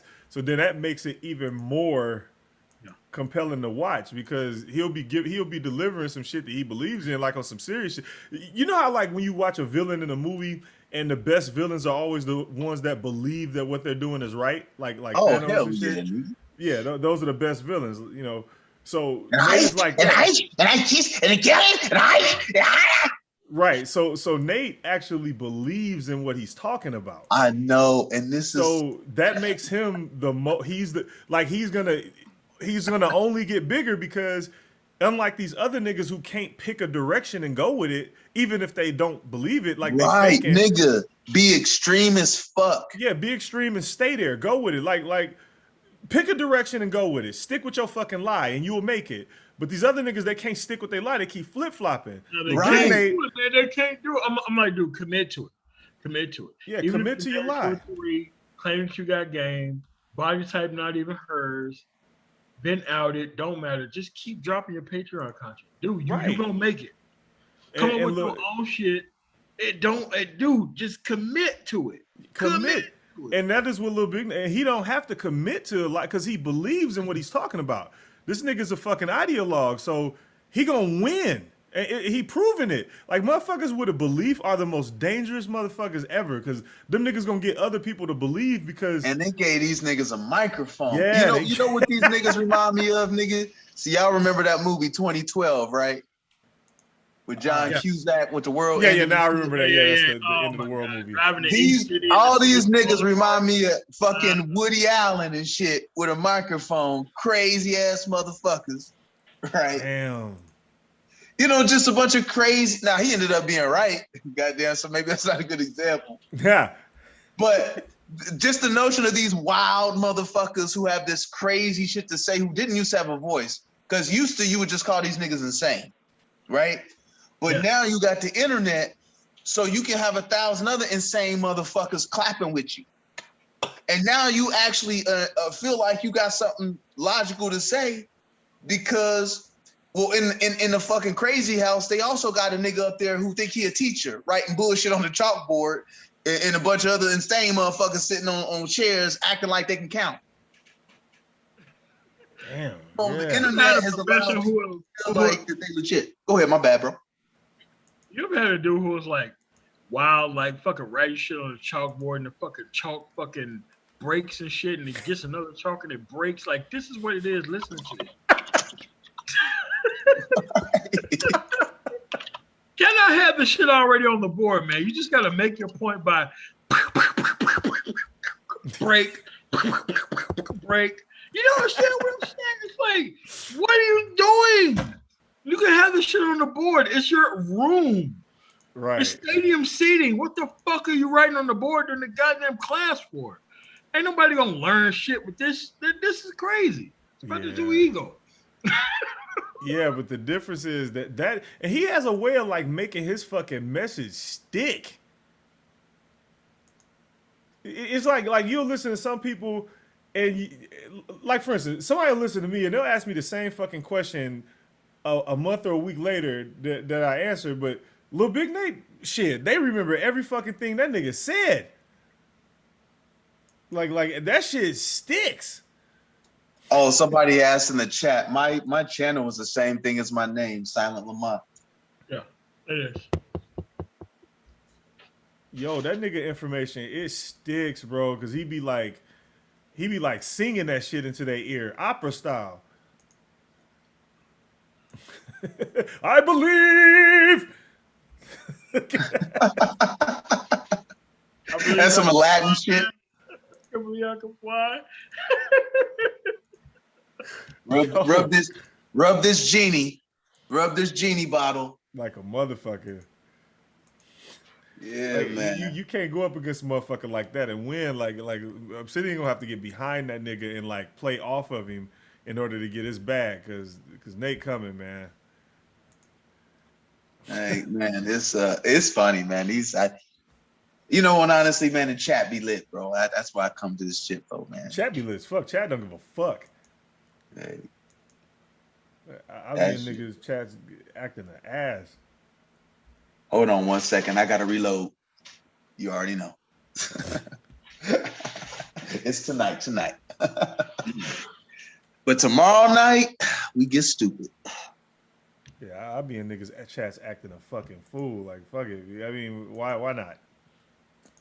You know what? I'm just the same. Like, honestly, I don't really troll. You know what I mean? I just try to keep it 100, honestly. Like, you know, and then, you know, fight might break out, you know, that I might have to either be a part of or break up. But, like, you know, you just, you know, over time, nigga, you know, you just see the same niggas' names like a zero that you done seen for 3 years pop up. I want to see what this nigga talking about. You know? I be trolling. I be trolling with a purpose, too. Like, I be trying to, like, make motherfuckers see what their behavior like in real time and shit, but niggas don't be catching that shit. They be like, oh, nigga, you know, I be seeing you. Most of the time, if anything, I be trying to drop jokes and shit, nigga. I be trying to be funny and shit. It's the only way to really talk to motherfuckers, because you can't tell. You can't, like, I found out that you can't tell people straight up what's going on, because they don't accept it that way. If you troll it, they'll be like, yeah, they'll remember that shit. Yeah, but I got a solution to all that. I'm gonna establish a situation and let Edward be my ghost talker. Yeah, no, fuck that. Nah. Yo, hold on. So hold on, real quick. So the troll shit I learned from Aegon, because Aegon said people don't get the information when you say it. They want to, like, they got to hear it with a beat or some shit like that. So they need entertainment to go with it. And only, like, the best way to do it is pretty much just troll niggas. They just want to hear what you got to say out of a beach's mouth. Yeah. Yeah. What? But yo, would you just wait? Repeat what you just said, because I lost my train of thought. When you damn, what did you just say? Hold on, what's going on with Aegon? Hold on a second. Let me shout out to chat. The George won $5. Please emoji pound child of their name has conviction. Yes. I mean, no, he has that motherfucking 1978 on the nigga, man. Yeah, man, that nigga having a nigga with the Kool-Aid, man. Aegon, is that what you saying? I said one time? You good? I'm just talking to fucking Aegon in the chat. I don't think he never said that. Okay, now I remember. Y'all remember y'all remember the stream the other day at Bernard's when everybody was getting their fucking emotions off, and, you know, talking about like we just gonna build this bullshit ass society. Yeah. So nobody noticed whatever hopped up there. He saw that he couldn't dominate the panel, so he left. Cause niggas wasn't having it. Everybody was so emotional that everybody was getting their shit off. And you know, everyone like to talk for a long time, and niggas was like just interrupting, like, fuck that, nigga, we trying to hear that shit. Listen, like, bro. he was like, I'm gonna just go ahead and leave. Cause like the thing, Aegon, bro, you gonna have to hop on. Cause I don't remember that, bro. You gonna have to tell me that story, man. It sounds like some shit I say, but I gotta hear that story now, bro. But yeah, man, I got like little salty. Like that's what happened this morning. Like, nigga, be quiet. Like, if you can't always be talking, you don't want to be here, nigga. Like nigga, like, and the thing is, I like him. Like, but nigga, shut the fuck up. Like, nigga, he bailed out of the panel because he couldn't dominate it. Because typically he'll come on a nigga panel and just dominate. Here's how he did me today. Because the nigga had already talked for an hour, and the way I think courtesy work, all right, these niggas been riffing up here on this panel for an hour. A new nigga come up, let him say something. Don't let them continue to go on for another hour. But I get on. I swear to God, every time I get on, my nigga Bernard don't never want to read super chats until I need to talk, and then all of a sudden he want to read all the damn super chats of the goddamn show. So, you know, cause this is what I be seeing. Like I listen, I hear everybody be talking. I know Edward, he get his hour. Then when there's like a little opening, I'll pop on. Then you'll notice I'll always be quiet for a minute to let them wrap it up, keep it going, and they just boom, boom, boom. Then finally there will be a pause. Then I'll say something. Then Bernard be like, hold on, real quick. Let me read this super chat. Right? I swear to God, every motherfucking time. Super chat. Right? Niggas keep super chatting. Right? Hold on, real quick. Let me read the super chat. Then I'll read the super chats. And then I'll go to say, after he's done, I'll go to say something. Hold on, real quick. Let me say this real quick. Then you can just hear me. You can just, if you go back to all the fucking screens, bro, you can hear me. You can hear me winding the fuck up. All right, motherfucker. Cause like, this gotta be deliberate, nigga. All right? Like, and then I'll start talking. And then like 15 seconds in, the nigga interrupt. Hold on, nigga, let me. And then I keep talking. Then after 3 times, I'll finally fucking explode. Then Bernard will be like, hold on, real quick. Then I don't even get to address the nigga who interrupted me. Then another nigga will start talking. I'll be like, hold the fuck up. I didn't get to finish the original 15 motherfucking seconds before 3 motherfuckers. I'll be like, you motherfuckers, because I will reach through this motherfucker, like real talk, like you niggas is ain't shit. And then you're gonna gaslight me, because remember when I come on panels and just light shit the fuck up, and now you understand why. I ain't got the energy to be fucking, to motherfucking, be constantly fucking hollering at these dumbass niggas.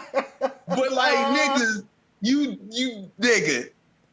Then the day I get on this motherfucker, then Edward pulls the, well, I gotta go in a minute card, so let me stay another hour. Fucking, and then I called it, I was like, oh, so you gonna pull the I gotta go card. You fucking finesse your way into more talking, nigga. Yeah. And then the nigga stood on the panel for another goddamn hour. But I'm like, it's like I don't call this shit, nigga. That was the greatest alley-oop from fucking goddamn Shaq to fucking Penny Hardaway. Oh God.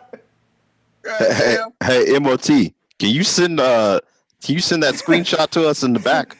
And then the nigga don't ever finish. Like nigga, you make points. I email it. Okay. Yeah. A lot of brothers suffer from that one backfire. That's a big one in this space. I'd be like, God damn, you can breathe underwater, motherfucker. Fucking Atlantean and shit. He did the whole playback. Hold on, I'm gonna say this and I'm done. Nah, nigga, you wait, motherfucker. God damn it. And then the motherfucker let him do it. I like and that nigga. I like his endless transition when he say, but my point is, and he'll keep saying, but my point is, right, and move to another point. Yeah. Listen, I know I've been talking, but that nigga need a talk show, man. Bruh, that should be funny, nigga. Like, I'd be like, I'm just gonna shut the fuck up. And then it would be funny, like, I'd be like, does this I be hear how patient I am? Because when I finally go off, it's almost like they don't hear me in the background, silent as fuck. And then here's what Edward would do. I'm gonna use my time to talk to ask a nigga a question so I can continue the conversation back to me. What kind of Jedi mind trick bullshit is this? Hold on, let me just say this and done. Let me ask you a question. And then Keith, nail on the head. When he get done talking, he'll ask a question that he has to answer, which gives him even more fucking time. Trying to talk, nigga. It's a self-pass, nigga. Like, what the fuck? It's like nigga did to Kobe, that move Kobe did to Jordan, and when he was a rookie, and everybody had to debate whether that nigga was traveling. That nigga threw the ball off the board to himself. What the fuck?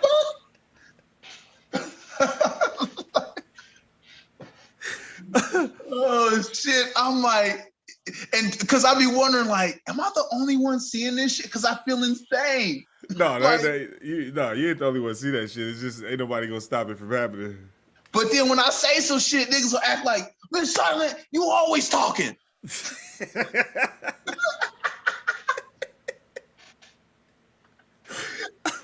Like, I done listened to Edward and sitting here talking for 2 hours straight. I'd say 30 seconds. Nigga, every time you get up here, you're always interrupting and you're always talking.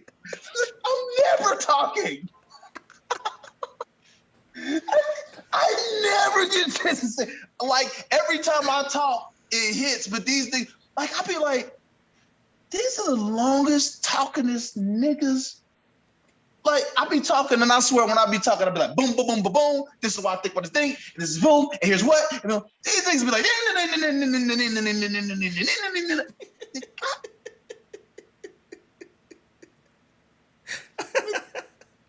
not get enough attention at all? Niggas the bastard burning that clock up.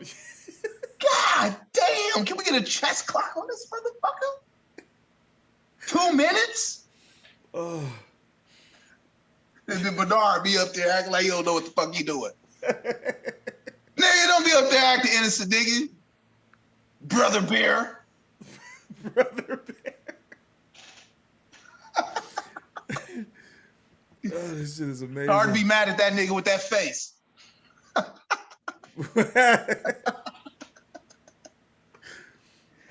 Oh, man. I quit. Oh, shit. Y'all niggas ain't shit. Y'all shouldn't be saying this shit. I want to make this clear. For the individual who just joined my stream, see, this is how my live stream's been being deleted. What happened? Hold on. Let me say this. You join my live stream, you don't join on, and then you contact Zoom to actually delete my actual fucking Zoom shit. This time, I'm going to SWAT your motherfucker. I'm going to send a SWAT team to your fucking house. When you fucking get my live stream deleted over the shit that you've done, because this is the third time you fucking done this shit, I'm going to send a SWAT team to your fucking house. You're going to get swatted. And I guarantee you the other 4 or 5 times you fucking did this shit, you're going to have police breathing down your fucking neck about doing this. But y'all keep going. Y'all keep going. The fuck? Yeah. I mean, because what they do is they call Zoom. They get the actual live stream ID and they call Zoom to actually tell them that this dude has been violating whatever shit, and they'll delete it from YouTube like the next day. They won't Who even the fuck was that? No. I wanted them to join the stream so that way I can get their IP address. So I want you to do it. I want you to do it. I want you to do it. The fuck is wrong with niggas? No, because niggas think that there ain't no fucking consequences to your motherfucking action, nigga. I will do all types of shit to you. I don't give a fuck. I don't care. Motherfucker, I love seeing motherfuckers pay for shit. Yeah, that's why I brought your ass up here. You think that your fucking ISP and your fucking bullshit ass VPN is gonna be able to see through the fence, nigga? Okay. Go ahead and do that. Go ahead and do it. Niggas is crazy. Yep. Yeah. Yeah, but go ahead and do it, sir. Go ahead and do it. Oh, no, I ain't got nothing to say. That's some fuck shit right there. What Yeah, kind that of shit crazy. Dude, it's always been some fuck shit. But Wow. Yeah, man, y'all go ahead, man. Y'all go ahead. Yo, you think you're getting away with this shit? It's like, bro, listen, man. I don't care. I want consequences for motherfuckers. That's what it is, man. But y'all go ahead. Oh, Renaissance, man. Thanks for coming up, man. What's going on, man? No, I'm just sitting here listening. Like I said, I saw that. I saw that 24 cognitive issues that you brought up, and I was reading them.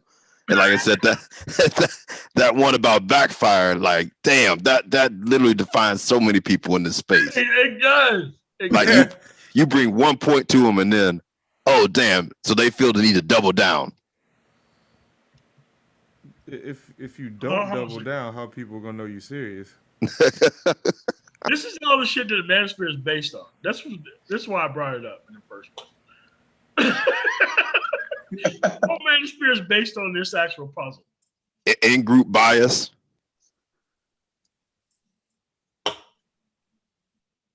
Hey man, it is what we is, man. You know the thing is red pill though. It's all about making a constant adjustment on the fly anyway. It is.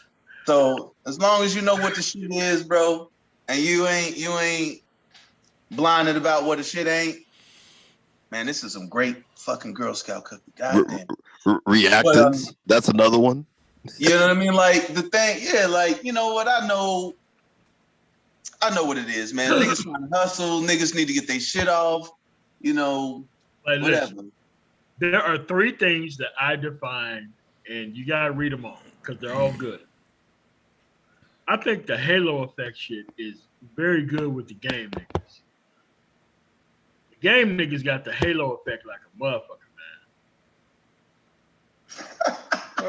They got the hope effect. Smooth, you ain't shit, nigga.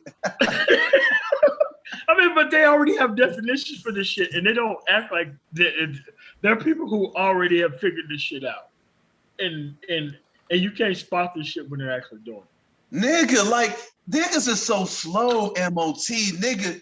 You know, like what's funny, like real talk, like the man of the hour right now. I mean, you know, I'm gonna suck my own dick again, bro, because I'm the man like that. So, man, I be listening to this shit, man. These niggas be repeating the same shit I've been saying in these spaces for the last few years, nigga. Yeah. Like, real talk. Yeah. I listen to this shit and I'm like, nigga, I was saying this shit. Like, I was listening to a motherfucker, you know what I mean, on the podcast with a real, you know. Oh, by the way, you see the motherfuckers on the podcast with who they on the podcast with, right? I'm trying to be the motherfucker of the hour, right? We understand who that is right now. I don't. The man of the hour right now in this space. Oh, okay, yeah. I got it. Okay, he was on a pretty popular group, like the last day Okay. of a rapper. You understand? Okay. Y'all don't remember like last summer I told y'all niggas like real motherfuckers was listening when I was on Bernard, like real when I told y'all nigga John Stewart fucking quoted my shit word for word. These motherfuckers was listening. They've been listening. Trust me. Yeah, they've been listening. They always listen. Hey, And then they just I mean- plagiarize. Yep. but you know what? I hear this shit like I'm like, you know, all right. But you know, but then again, like I look at the motherfuckers is behind my time because I look like damn, like that bitch got you. The same bitch you timed me out for on Obsidian shit because you got mad because I was trying to put niggas on game. Y'all niggas was 3 years behind. Y'all was still up a bitch ass, real talk. These niggas I'm proud of new nigga, actually. The new shit, like, cause he doing all this shit, I was thinking like that's what you should be doing. Like, cause all that HVM shit, Yeah. you don't get that. All it is a goddamn carrot. Yeah, exactly. Well, yeah, exactly. All that shit is a carrot. I mean, I understand. You know, cause like I say, man, motherfucker ain't gonna come through the door talking about good fathers and shit. Fuck gonna give a fuck about that. Like, they don't give a fuck about Marco, you know, grinding from the ground up. Nobody gonna give a fuck They about don't that care shit. about the stories, man. It's like, how do I do your failures better, MOT? Like, dude, you should have stayed. It's like, bro, listen, that shit was a phase, dude. That I thought that shit was working until I walked into the shit and seen what I saw, and I'm like, I'm in law enforcement. Why the fuck do I own something like this? You niggas gotta go. Man, you doing the same thing I'm doing right now, bro? Yeah. Like, Oh, you got allergies, bro? Or what? Nah, I'm good. Nah, I'm coughing through some other shit. Am I giving you a toast? Nah, she's Oh, okay. Roger that. her culture does that. I don't. Oh, okay. Do I have any other brothers on the panel? You understand? No. Herbal essence niggas. Am I the only brother on the panel right now? Probably. The Well, only okay. brother. Yeah, on that tip, yes. Goddamn. He said the Can't drink only alone, brother. goddamn. I mean, I got liquor. I just don't drink. Oh, I'm not. It's not liquor, but I'm on the podcast, so Okay, gotcha. But you said you got liquor, you just don't drink. No. I don't. Oh, no, zero. Oh, Yeah. I drink with like either company or when I go out. Like I got you. Like, I'm the same way. I'm like, sitting at home by yourself or something like that. You know Yeah. what? I had you pegged. I pegged you as the come home, got the dark, have you a glass. You don't have your little glass at home. Who, me? No, fuck no. Roger that. Nah, I only do shit. I just envision you in a smoker's jacket or some shit. Nah, man, I only do shit when I go out. I know it'd be hard because like if you can't see what a motherfucker look like, it'd be hard to kind of picture what they do and shit. Yeah, but I don't do that shit. Yeah, because when I see motherfuckers, it is interesting when you see motherfuckers. It's all like I got some military brothers on here, right? Mm-hmm. Yeah. All right, so it's kind of like in the military, bro, where you see a sergeant and shit all the time, and this motherfucker's always at ACUs if you're in the Army. I don't know what the fuck they call it, and those other bullshit services. But Nigga, Air Force is not a bullshit service. You niggas got to get there some kind of way. Like, what the fuck is this shit? But you know how you see a sergeant and shit, you see him always. Transport planes. The Army don't have transport planes. They don't. Yeah, they do. They call them feet. Oh, okay. All right. Aerosol. All right, then you got it. So you'll see your sergeant in his fucking uniform for like 2 years. And then you'll finally see this nigga out of the club wearing some goofy shit like that. Sergeant son. Oh, nigga, when you see him at like that fucking the fucking PX and shit. When you see him at the PX and civvies and shit. Oh, so goofy looking ass nigga. Because when he in uniform, he look a certain way. When them motherfuckers out of uniform, them niggas look goofy in a motherfucker, nigga. Tell me I'm lying. Yes. And you found this nigga has a son, and you be like, there's a second generation of these. This nigga's human. This goofy ass nigga. This? Who's allowing this? The fuck kind of jeans you got on, Sart? Fuck is that? Thought you hate niggas. Your son is listening to trap music. You hate us? How? I didn't know you dressed like a wigger off duty, Sart. Yes. This nigga, I swear I saw this nigga, he dressed like Vanilla Ice or some shit. I'm like, I lost all respect for this motherfucker. Oh man, dude, like whenever the dudes have like to bring the kid to work day shit, and they kids and they fat ass wife be embarrassing the fuck out of these dudes real life when they trying to come and try to weigh down the entire UCMJ on niggas, and it's like, bruh, them niggas never wanted to go home though. I'm like, never wanted to go home. This is why they volunteered, went to the dorms, slept in the dorms. Oh no, damn. Like, motherfuckers, like, when you come back, when you got fucking, goddamn it, what would they call? Like y'all got truck yard and shit like that. Yeah. Like the motor pool and shit, where you got to like do formations or whatever. I don't know. Y'all got to do formations, I'm sure, right? Like Monday morning formation, make sure everybody fucking alive after drinking it, right? No, I mean, we were cops, so we had to do formation every day and debrief. So yeah. Oh, so y'all saying shit, and then you got 2-3 formations a day, bullshit. Man, you see these motherfuckers, bro. Hard than a mother. All y'all non-military, bro. Cause like in the military, like you talk to each other like you ain't shit. Fuck you, motherfucker, you dickhead, Well, maybe not in the Air Force. Just because. No, go ahead, nigga. I done got fucked up real quick. I done forgot my story. No, I was gonna say, MOT, did you see that veteran that was attacking the black kid in South Carolina? Yeah, I did. Yeah. Oh yeah, I want to fight that motherfucker. I mean, it sounds like he may get court-martialed before that even happens. I want to fight that motherfucker, bro. No, I'm like, dude, you don't understand, man. You make the news, you go to jail. Damn. Yo, Damn. that is some straight LDE, bro.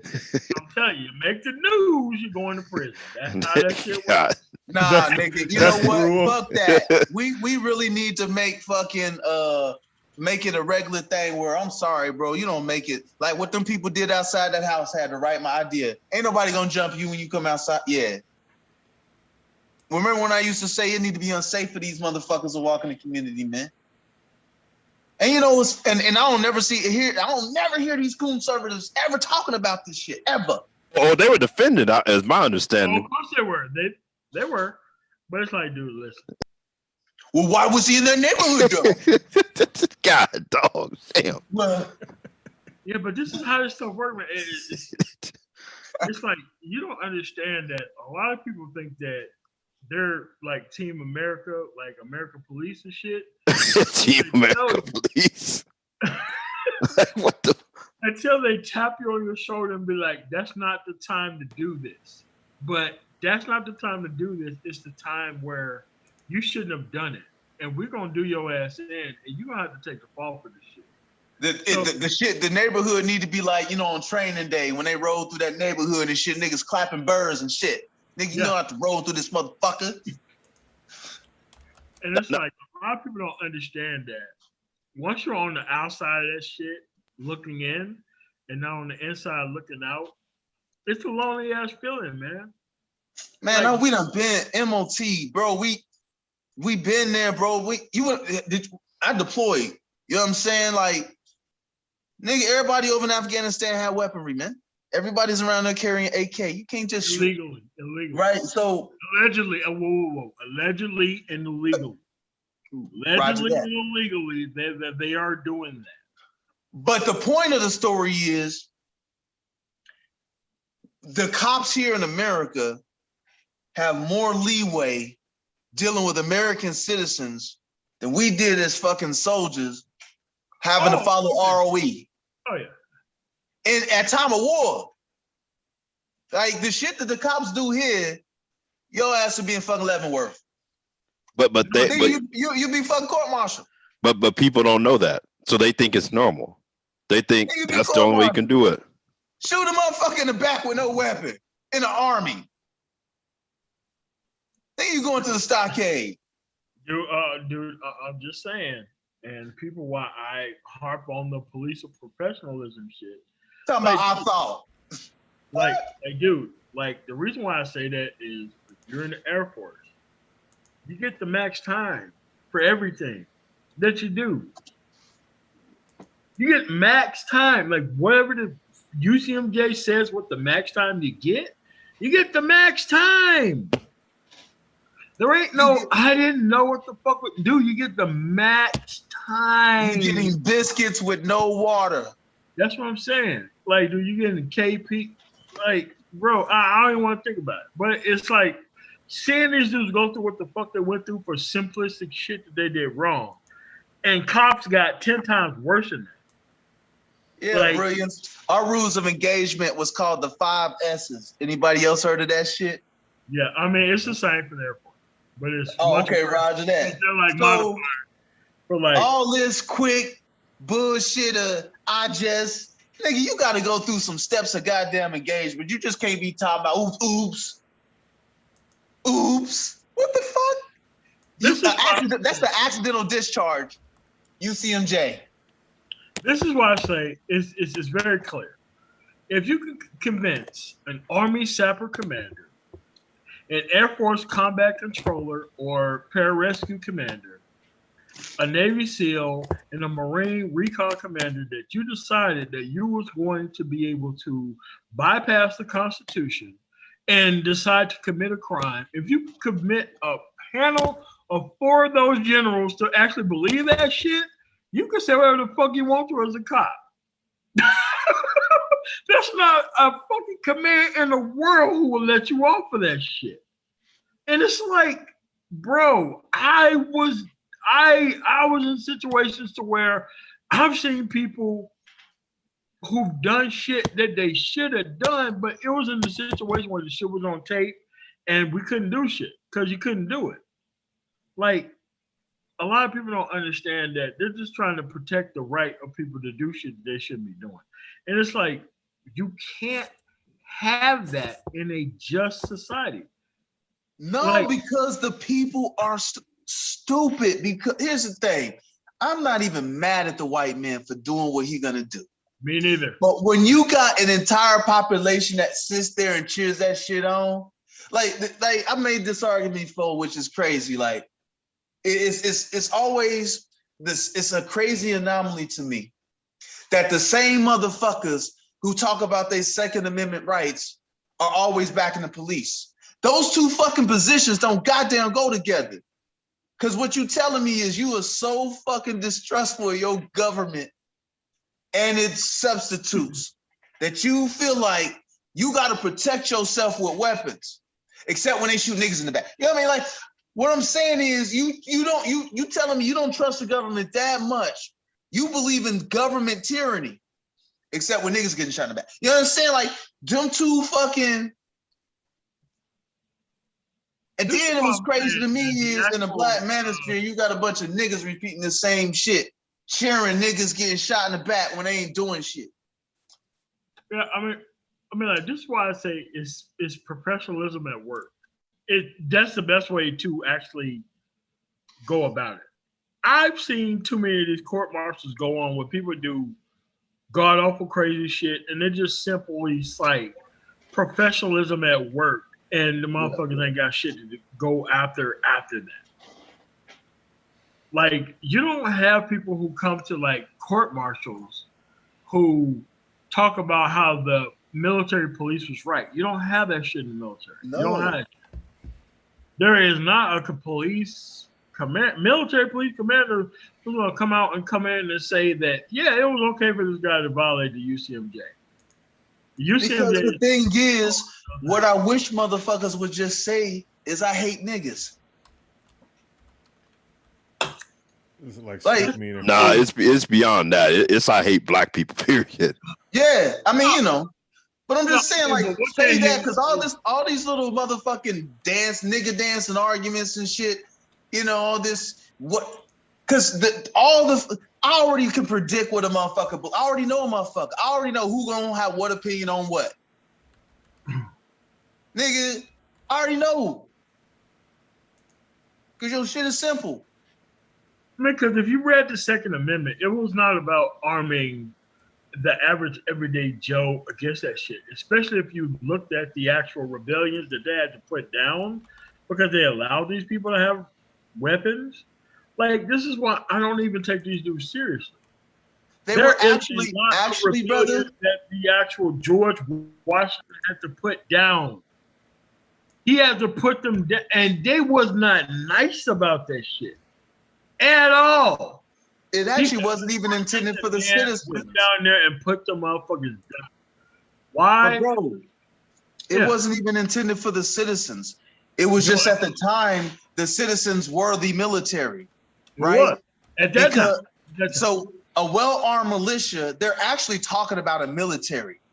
But at the time, the military were the people because there were no military, right? The people made up the military. So really what they're saying is, and by the way, this is why when we take our oath in the military, we say protect against enemies, both foreign and domestic. Correct. Because the military is the well-armed militia. But flim words. I was gonna say on the domestic front though, you can't even use it's illegal to use military troops against U.S. citizens. So how is that even rolling on the domestic front? Yeah, I mean, but you have to understand there's a posse comitatus act. They kept rallying even during the actual George Bush administration. And nobody really said anything about the George Bush administration actually taking guns from whites in actual Hurricane Katrina. Because that shit did happen. And they tried to act like that shit wasn't happening, but it was happening. But it took guns away from people trying to protect their land. Oh, see, I'm wondering if they did that. I'm wondering if it was because of, you had basically some of these people basically were shooting at people who lived in neighborhoods or trying to go through, shooting at black people. Right, that's all this shit is about. This shit ain't about blanket protecting attack. themselves from the government. Caucasian people are afraid of black people, and their guns make them feel safer.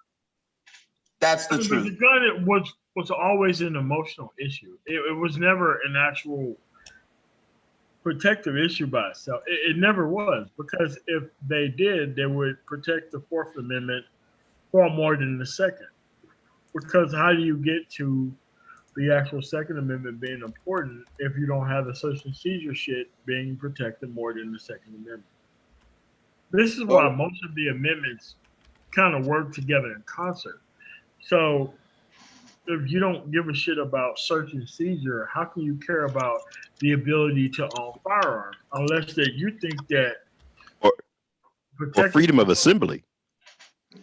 Yeah, freedom of assembly is because you got all these people who hate protest.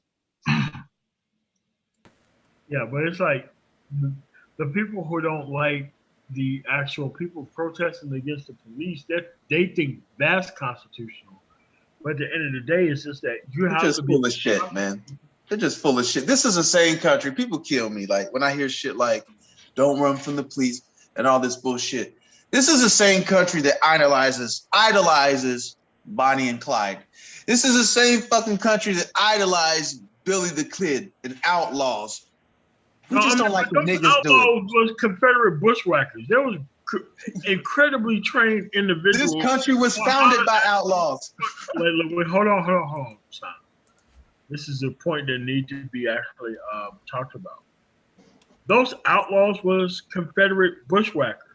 They were Confederate special forces who knew what the fuck they were doing, and they knew how to case spots for the actual thing that they was actually looking for.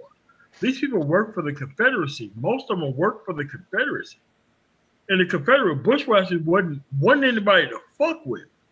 These were the actual Navy SEALs, Army sappers, Air Force combat controllers of their time. Those people who are actually the fucking people who are actually the special forces of that shit, they were people who was way more prepared than the actual locals in their environment. So those people who was actually quote unquote outlaws were outlaws not only from the law but from the American justice system over the Civil War. So it's like those people were trained specifically to go out there certain situations and circumstances specifically. Yeah. I mean, I just think it's important, like to like. I try to bring these conversations real world. We get into some real shit now with this police shit. Because honestly, man, this police shit got me pissed off. Because that's like been a hot issue. But y'all saw the driver in Minnesota yesterday, the white guy in the truck. Yeah, with the cop hanging all off the damn truck and shit. This nigga trying to lasso the. Yeah, I seen on who the fuck was it? Some dude who claimed he was black. I mean, he was like the fucking. Yeah, but I did see it. Nigga, come on, man. We all done seen cops. They got all kind of goddamn tactics they can use when they dealing with the fucking, certain group of goddamn people. Yeah. Oh yeah, that guy. They said that guy hit the police in the head with a hammer. Drove his car, which both of those we consider assault with a deadly weapon. You hitting a police car. Oh yeah, absolutely. Yeah. And then you drive away with the officer hanging off your truck. Yeah. But they apprehend you with no incident. Hey, real talk, man. This shit is a fucking disgrace. It's actually a professional issue where they could do this shit in all cases. If you look at the Bundy boys and everything else, those people had sniper rifles trained on their head while they were trying to. Them Bundys had the bead, son. So real quick, I have a question. Yeah. When y'all were talking about Second Amendment stuff, because I like to hear people's perspective on Constitution. Yeah. Y'all in favor of Second Amendment or not? Yes, I am in favor of Second Amendment. Okay. Yeah. I am in favor of Second Amendment. Here's what I talk about. I don't like fucking hypocrites and liars. Don't disguise your bullshit under bullshit. I know what you're. See, I uncover. See, that's what. And usually people when they hear me, they're like, "Oh, do you think?" No, I love guns. Okay, but I understand why you want your guns, and it ain't to protect yourself from a tyrannous government. Right. Yeah, Let's just be fucking honest, okay? Racist people gonna do racist shit. So then the second question was, Yeah. as far as like when y'all talking about the Yeah. interpretation of the Second Amendment. So when you were talking about because it's Well-armed militia. It's well regulated militia. But the thing about the Second Amendment is it was in the Bill of Rights, which was written up shortly after the Constitution, because the United States was born in 1776. Bill of Rights came about 20 or 30 years later. I forget which decade. The Bill of Rights, which included the amendment which included the amendments, including free speech and Second Amendment, those were individual rights. So it didn't mean the military. It meant people. It meant the militia had to be people, because here's what the framers of the Constitution. Yeah, the people made up a well-regulated militia at the time. Right, but it didn't. No, right. I understand that, but it didn't mean the military. Is actually an individual right, meaning any citizen. Remember, they didn't have the military. No, I understand that, but it was just farmers at the time. That's why when the British came, we were basically the fucking Taliban to the British. Right, but we had a war before that. When the Bill of Rights came along, that was after that war. So we had an official military when the Bill of Rights was written. However, I'm gonna start over with the Bill of Rights. The Bill of Rights are individual rights. The Second Amendment describes an individual person's right to bear arms, not the militia. Is the militia? You're up. Yeah. What? What do you mean? That's why I'm asking a specific question. Individuals' rights are to bear arms to do what? It doesn't matter. And that's where I was going to. I was going to that anyway. You are actually disrespecting the actual Second Amendment by not knowing what it is. They wanted the Second Amendment. I'm actually explaining it right now. No, I'm telling you what the Second Amendment was meant to do. The Second Amendment was meant to have a standing army against an invading force. Yeah, and by the way, that's where I was going. And by the way, to back up my point, the second part of not only well regulated, being necessary to the security of a free state. Right. They're describing a military. Right, but so I'm going to start over. The Bill of Rights are individual rights. So for instance, freedom of speech, we're not talking about that one, but freedom of speech is an individual right. So is the Second Amendment. And in the Second Amendment, in the Bill of Rights, it literally says an individual's right to bear arms in order to even form these militias. Like you have to have for certain. Yeah, you have to protect and preserve the country, because the issue was that when the Bill of Rights was introduced, it was so that we wouldn't have the same issue that happened every time a government was formed, where the government ends up disarming the people and then running roughshod over them, i.e., communism. It was literally a safeguard for communism. It was not a safeguard for that. They wanted supposed to be. Like this. If you looked at all the wars before then, they couldn't, and all the rebellions that actual George Washington had to put down, those people was not fit people to actually protect the country or the state. They wanted to protect their own interests. So that's what the Second Amendment was, so that way you could protect the interests of the state. The state was part of the Union itself. That's why the actual National Guard replaced the Second Amendment. The Second Amendment was replaced by the National Guard in all 50 states. That's all. Right. That's all later shit. Like, for instance, what you're talking about with the National Guard. I get you, Zero, but let me clear this. But look at the actual what it says, right?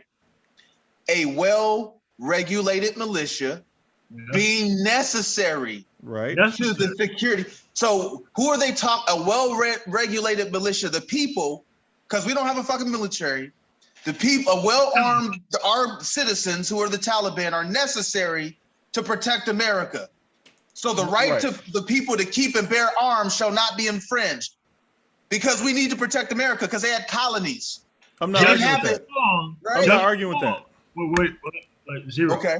Just so long with their ability to have arms, it has a specific purpose. Right. In protecting the state, not the people of the state, not the comfort of the people in the state. They're protecting the actual ability of the state to be part of the union. And one of the statements in there that's important is being necessary. Yes, being necessary. I'm not arguing with that part of it. What I'm okay. I'm explicitly, and I love our debate, bro. By the way, you know, I'm explicitly laying out. I want to hear this. So go ahead. So I'm laying out the fact that in the Bill of Rights, these are individual. I understand what you guys are saying. I'm not arguing with that. Your position is that, if I understand it, the state being like the government is actually the right to bear arms belongs to the government. And what I'm trying to explain to you is that the Second Amendment in the Bill of Rights are individual rights. No, that's not what my argument was. Oh, okay. It literally is the citizen, and you can go talk to any constitutional law professor or even a Supreme Court justice. I mean, you can go talk to one in your state, or your city, and they will tell you the same thing I'm telling you right now. But we agree. Okay. So we don't disagree. I wasn't agreeing that the state hold it. Okay, because I was under the impression that when you guys were saying, right, because you already thought, because you already were in the mind frame that we were against the Second Amendment right. No, which is why you asked the question, I think. Right, and then after that, I thought you guys were under the impression that only you just had a little confirmation bias, brother. Yeah, no, not confirmation bias. I just want to clarify. Only employees of the state can bear arms, which is not. This is why MOT was asking the important question. He was asking the question for what purpose. Right. Okay, gotcha. Well, then that makes sense. That clears it up. My man, come on, you know I'm on point, man. Yeah, I was like, damn, are they really saying like individuals, like the individual right to bear arms is like wrong or some shit? No. Okay, like, let me clear this up for you. If you ever served in the military, you know exactly what the Second Amendment means. Exactly. They teach you that shit day one. What the Second Amendment means and what it was used for. Like, most people don't know this shit, even though they worship the military, but they tell you that the Second Amendment wasn't about private gun ownership. It was about defense of a very specific thing for a very specific reason. They didn't give a shit about you owning guns. So like when people are like, well, we need to own guns to overthrow the government. I'm like, okay, just keep running with that argument and you see how far that fucking gets you. Don't take your fucking AR against that drone. Exactly. That's a mile away. You're not going to overthrow the government. So, and then on top of that, as far as like these people think that though, Zero. No, that's what I'm saying. Yeah, I know a lot of people think that. That's the lie they tell the public. What they really think is, I'm going to get a niggas, right? So what they really think is, we're going to overthrow niggas. When you know, because all I see is guns being used to threaten niggas walking down the street. Hey, what's going on, everybody? What's up? What's going on, everywhere? What's going on? Chilling. Yeah. Speaking of the topic, this is why when you read a Second Amendment, it begins with a well-regulated militia, which shows the purpose. I'm just repeating what you guys are saying, which shows the purpose of the Second Amendment originally. Yeah, so we're talking about being necessary. Right. Basically, a well-regulated militia being necessary to the security of a free state. It was necessary because they didn't have a military. Correct. At the time, they did not have. So once you got the military then became the person who becomes the security of the free state. And someone said, in fact, that the Second Amendment. And then they said that the military can't come to the civilians. Yes, they can. It's called martial fucking law. Or the violation of the Posse Comitatus. So, like for instance, when I was in Wisconsin, tell that when they didn't send fucking soldiers to DC to police military American streets. Go ahead, Yeah. my bad. You know, Okay. those are under Republican control. Like under Republican control, they violate the shit out of the Constitution, but people perceive the Constitution as against against black people. Like that's what they perceive the Constitution as being. They don't know shit about the Constitution. This is why I want to prosecute people who don't know what the fuck shit means, so that way they can understand what shit means. Right, and see, and this is where I was trying to go with this shit. So, again, when I was in Wisconsin, I talked to a Supreme Court justice. His name was Neil Crooks. Huh? Wisconsin. Yeah, Wisconsin. His name is Neil Crooks. He's literally a Supreme Court justice, and this guy used to come to our college all the time. I used to talk to him about this stuff. This is why I know the Bill of Rights as far as like what its purpose was. So with the Second Amendment in particular, then we also have to look at the fact that the United States was not always the United States as we know it. Like the federal government was supposed to be basically a mediator of the states to keep them all on the same page as far as like forming a nation. Because remember, all the states were on their own. This is why we have state and federal laws in the first place, because the United States wasn't federalized until after. And one of the reasons why the Bill of Rights was introduced in the first place it is an individual right to bear arms, and it was for the purpose of, now it wasn't to overthrow the militia, it was to protect those states before everything became federalized, because remember, federalization was later, much later. So the Constitution and the Bill of Rights, and particularly the Second Amendment, it is an individual right to bear arms, and it doesn't even explicitly say for the express purpose, but it is to protect against basically your officials running roughshod over your rights. Literally, that's what it's for. Your state is supposed to protect you from the federal fucking government. Correct. Which is why you're essentially electing your local representatives to go to bat for you against the big bad federal government. Because the technical term, the United States, because the United States is still a collection of individual states who fall under this agreement. And again, we were federalized later. I think under the Louisiana Purchase or some shit? Yeah, and remember, we were federalized later. We were federalized after the Bill of Rights. We were federalized in the 1800s. Correct. Bill of Rights was in the 1700s. Yeah, late it was 1700s. that was the Declaration of Independence. Yeah, that was also 1700s. 1776, goddammit. Yeah. So, and the Bill of Rights was like 20 years later. And then after that, we got federalized. So, yeah, again, the Second Amendment in particular is literally an individual right to bear arms, especially in the case of your government running roughshod over your rights. That is what it's for. It is literally supposed to be a safeguard for communism. That is what it's for. No, that's what it turned into, but that wasn't its initial purpose. No, that is the part. If your government runs roughshod over your rights, that's communism. Yeah, but the guns were for the citizens to protect themselves from their own government. That wasn't the purpose of the militia. The purpose of the militia was to protect themselves from the fucking British. Who the fuck you think ran off the redcoats? Yes. Right. What are we talking about? Then we learn about the blue jacket motherfuckers and the redcoats, the big bad redcoats in grade school. Yeah, that's pre-war. They were talking about the farmers and shit with pitchforks. Well, how did these farmers with pitchforks? That was the militia.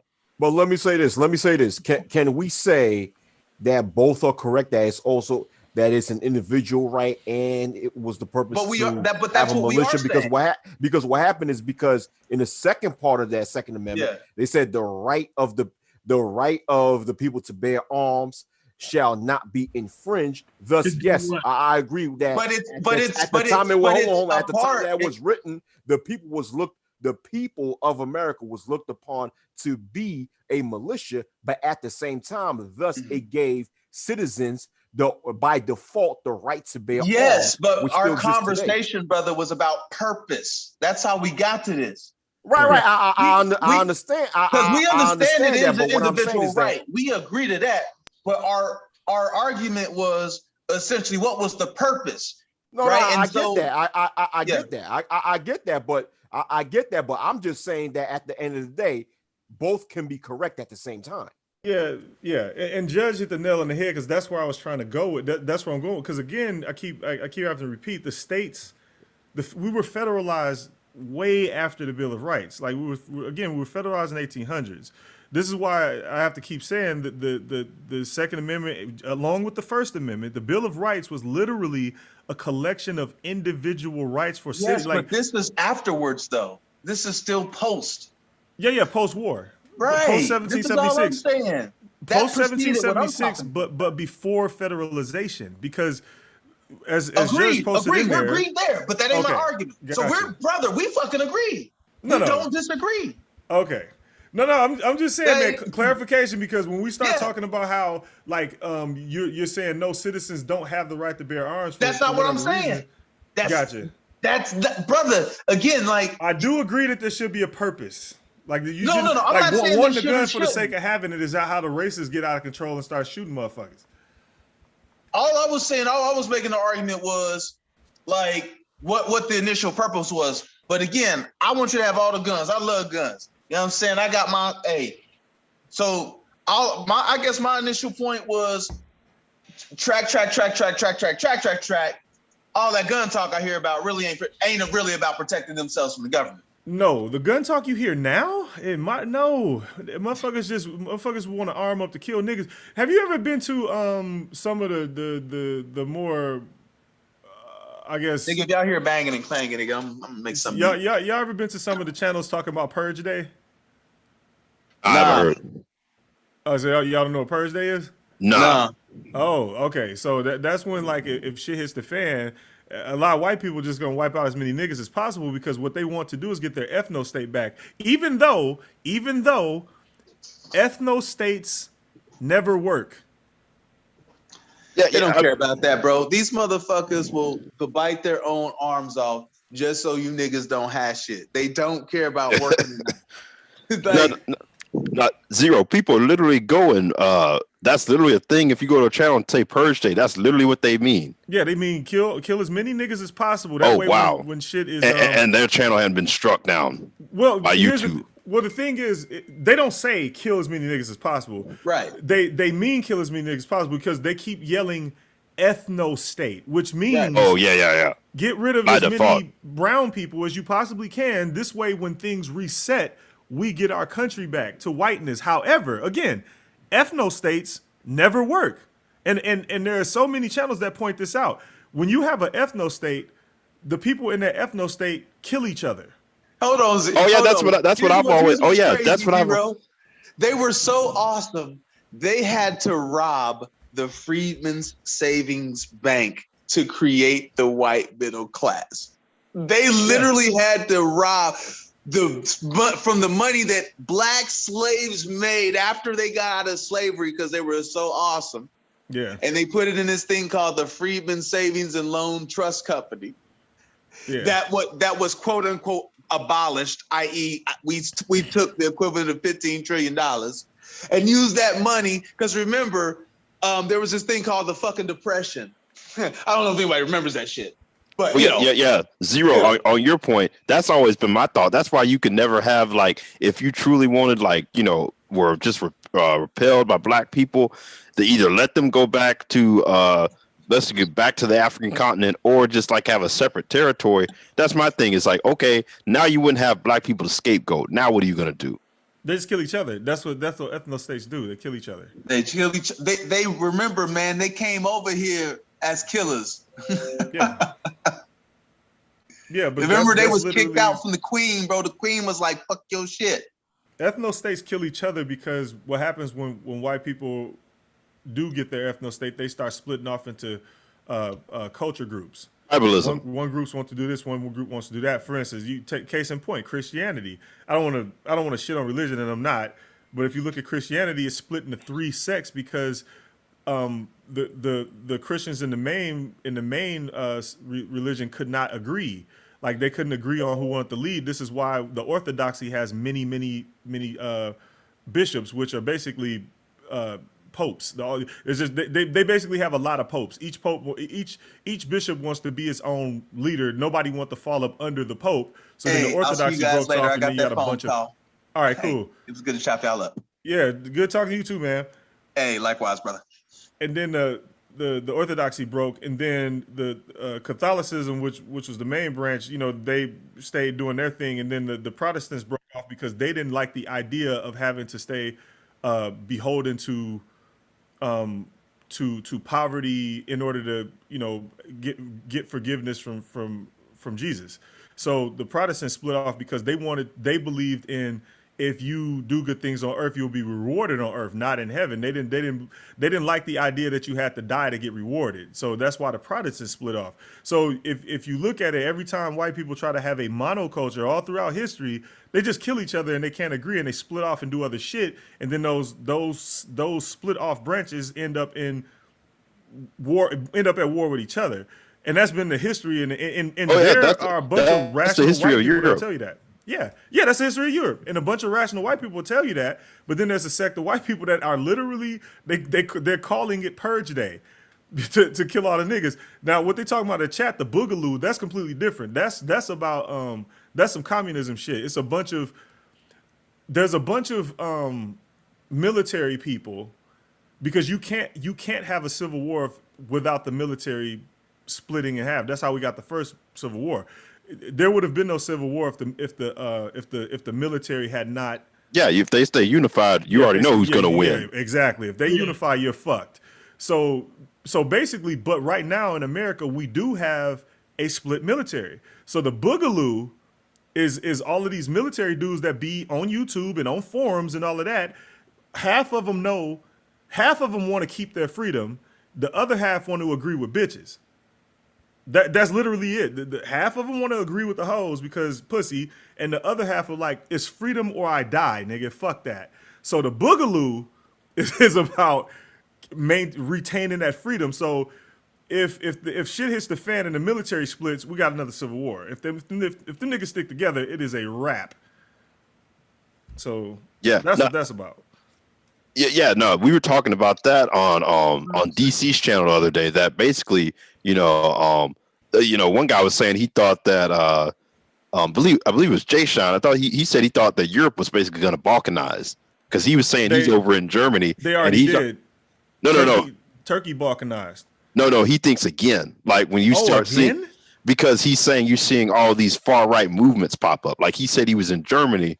And he was essentially saying, it's already to the point where he has a neighbor who's Jewish, and she can't really, really put that out there with some of these groups. Like it's gotten, he says, that bad in some instances. Gotcha.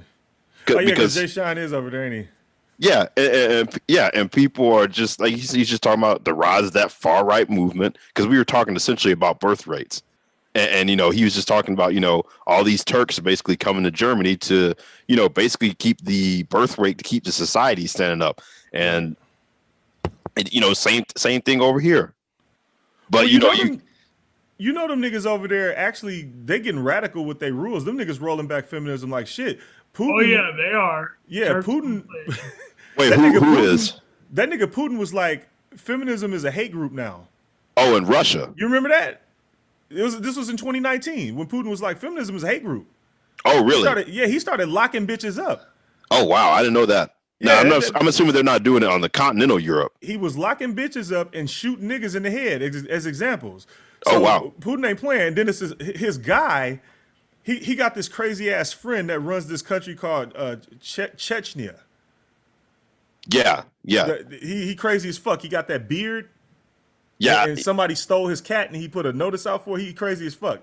He power crazy. Anyway, he's the leader of Chechnya. That nigga, he was like, I'm not paying you bitches welfare anymore. So y'all got a choice. Y'all can go out on the street and sell your pussy, or we're just gonna give you to the nearest man, which means the last dude that you were with, that you had kids with, you go back to him and you're now his wife.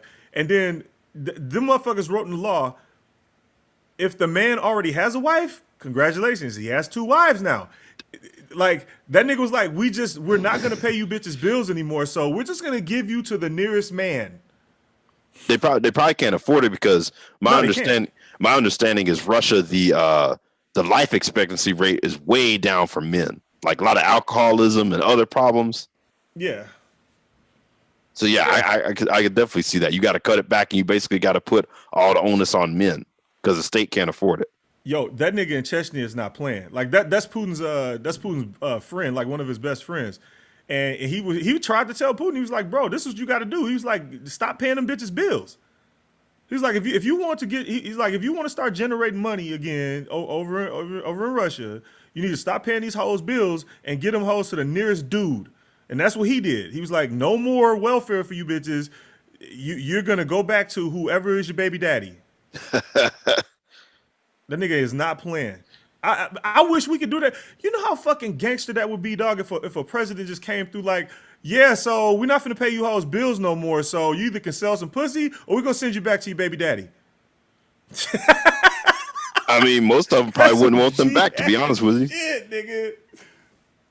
They don't, and that's why they have YouTube channels trying to get you to pick up for them. Yeah, like that's what that's about. Oh yeah, Manosphere is all about save my baby mama. This shit is ridiculous. Save my baby mama central. Like that's what this shit turned into. And like you got dudes who literally think that they're capitalists because they want to actually come out here and actually say that I'm gonna be on fuck shit, but I'm principled while doing so. Oh, okay, man. All right, man. Hey, MOT, I think Top Dog's want the link. What's a lot of niggas with preschool capitalist mentality though? Like they think that money is like the end all be all in capitalism, and it's not.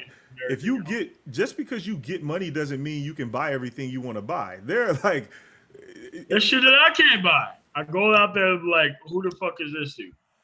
I send somebody out there, but like, but who the fuck is this dude? Yeah, they'd be like, congratulations, you got some money. What you want to buy? What do you, because so you know about zoning, right? Like commercial zoning. Yeah. Yeah, so just because you got the money to do something doesn't mean that you can just go around buying up shit, because they're like, what are you going to do here?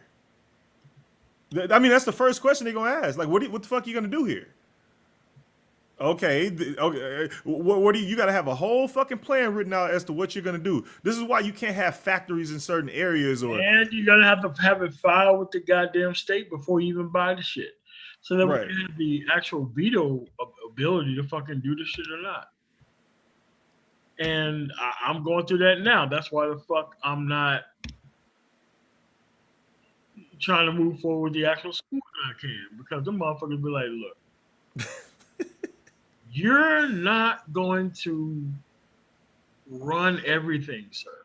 We know what you're trying to do. We've seen your nonprofit proposal. How are you seeing that? We've seen your nonprofit proposal, and we're not going to allow that around here. Have a nice day. Right. What the fuck?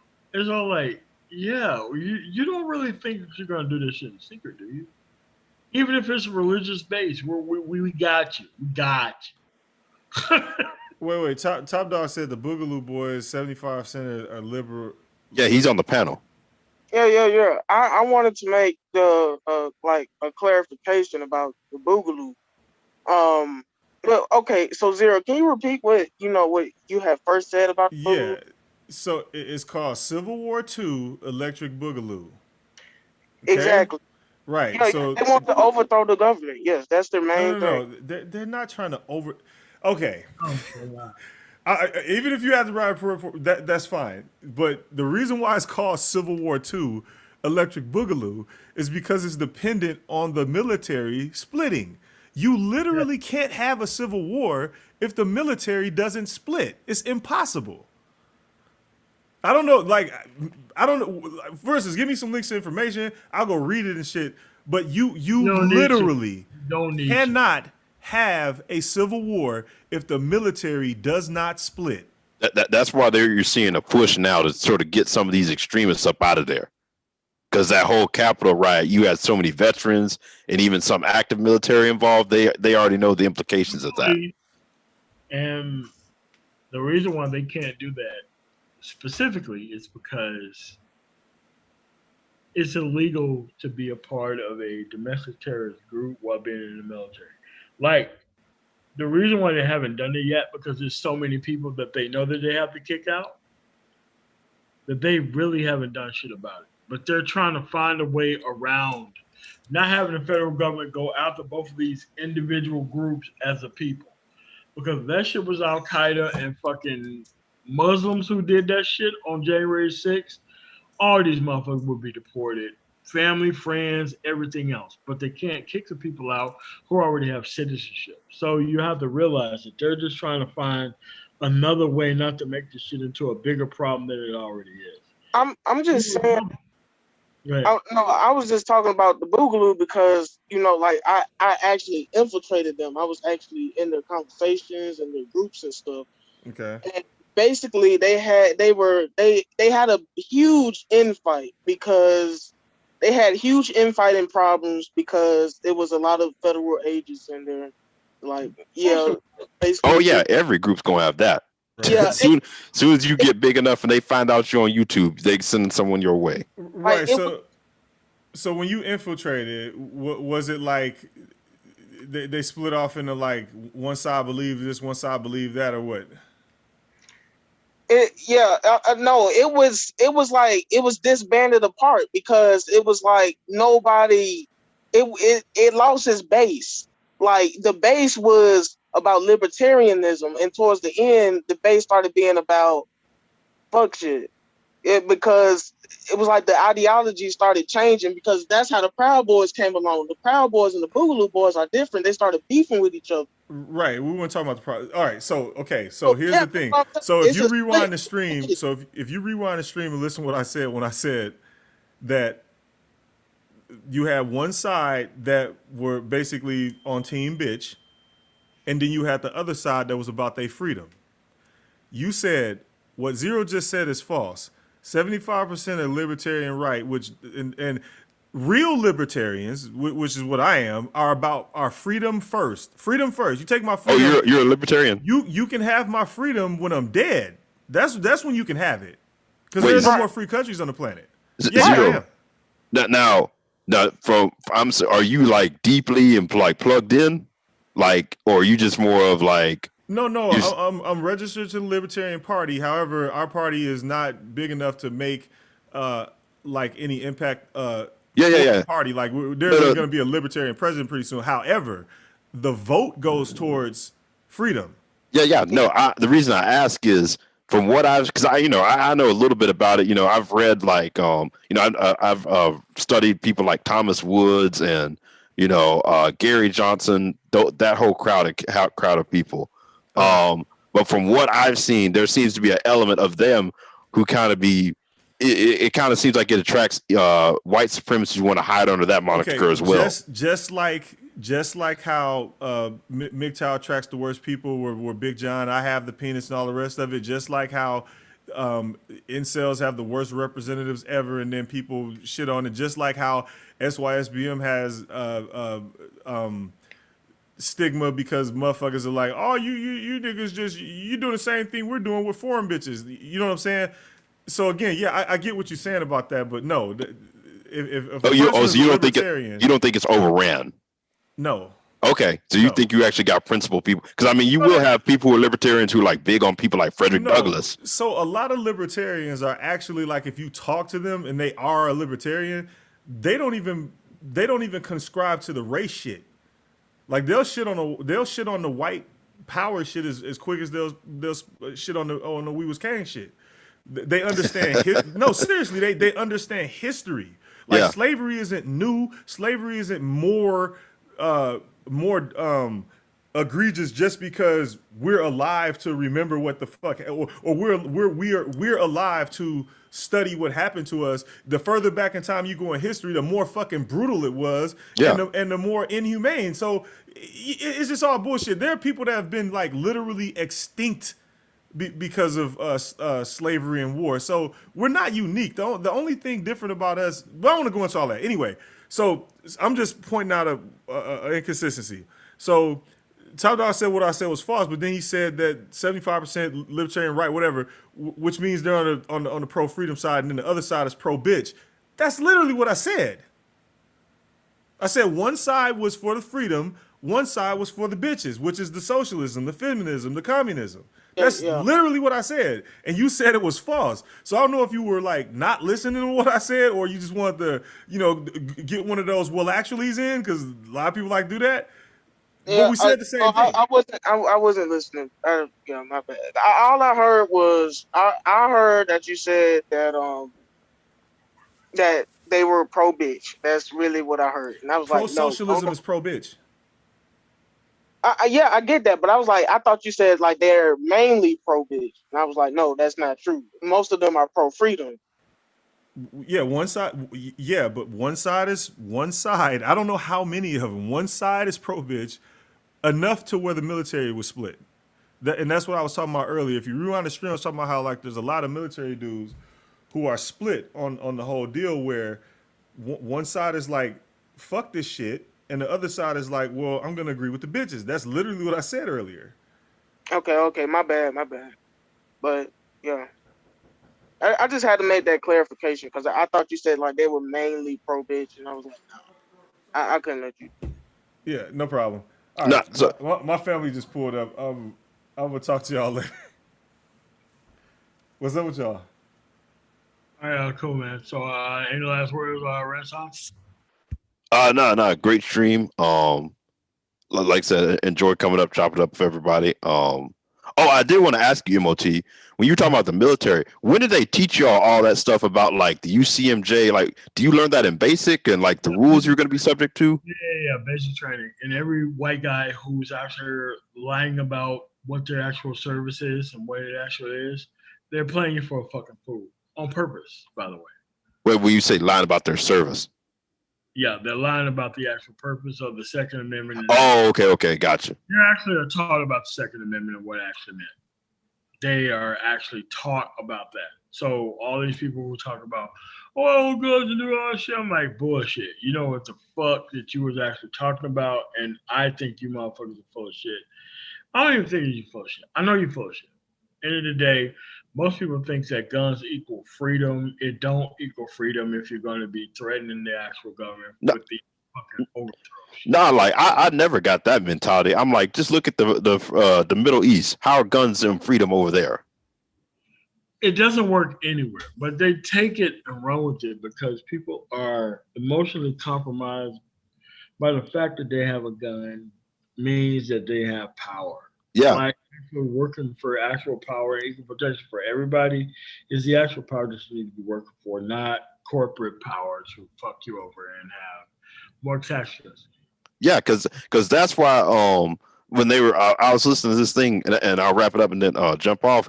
They were talking about basically all these corporations that are pushing back on the right now, and they were basically saying these people are like, listen, we understand that when you start tearing up the social contract and eroding basic civil discourse, like that's bad for business. Like that's what these people don't seem to get on that side is that they think literally that that's going to be. Oh, go ahead. Preserving culture, like when Tate Reeves in Mississippi decided that he was going to take down the Confederate flag, but actually institute an actual statewide Confederate month. That was about replacing the actual flag with something that was way worse. Yeah. That was the deal. He was about preserving the culture. So he's a culture warrior. So people think that, oh, we got rid of the flag. No. You got rid of the flag in Jackson, but the actual small places all over the state that fought on the behalf of the Confederacy can have their own quote-unquote month. That's not a fucking win for nobody. You just turn around and retaught the culture in a very different way, legally. It wasn't about getting rid of the flag. It was about preaching the culture. Because the culture is more important than the actual results from it, from beginning to end. And this is what these people don't understand. Like, you have to understand that preserving the culture, preserving the fact that can't nobody be able to legitimately produce is far more important than Mississippi moving forward. Because if it wasn't, they would already be for it. Period. Yeah, that's why I'm just like, when people make these arguments about like, the stuff that people embrace, and I'm just like, these dudes live in a different universe. Because like you said, the whole gun thing. Yeah. They do embrace it. It sounds good. It sounds cool. It sounds like you give a shit about gun rights because you want certain group of people to run roughshod over other people, but it's not about gun rights. It's about your ability to fight back, your ability to have minimum justice under the law, and it doesn't make any sense. Period. It never does. So Yeah. Yeah, just like that article I sent you about all these people donating to Kyle Rittenhouse. It's like, dude, that many people really don't get. all those people should be in prison for life. Yeah. All those names should be under scrutiny for all those people who donated to that shit. And I'm like, oh, it was a Christian organization. Like, that doesn't make it sense. I know. Because these pro-life motherfuckers, like, what are you talking about? Yeah, that's why I can't take people seriously on that whole pro-life and law and order tip. I never do. Because I already knew where they stood 20, 30 years ago. I don't have to be shown that somebody's on the right wing, don't give a fuck about that. That's why you got people like certain other individuals in this group who claim they're blackmail media first, and the only thing they got is culture warrior shit.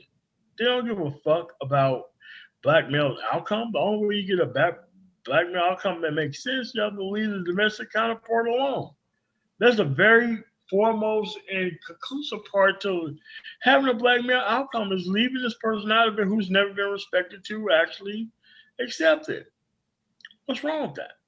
Yeah, I get what you're saying when, like, you know, you basically want different people censored. Like, okay, like the domestic terrorist shit is not okay, period.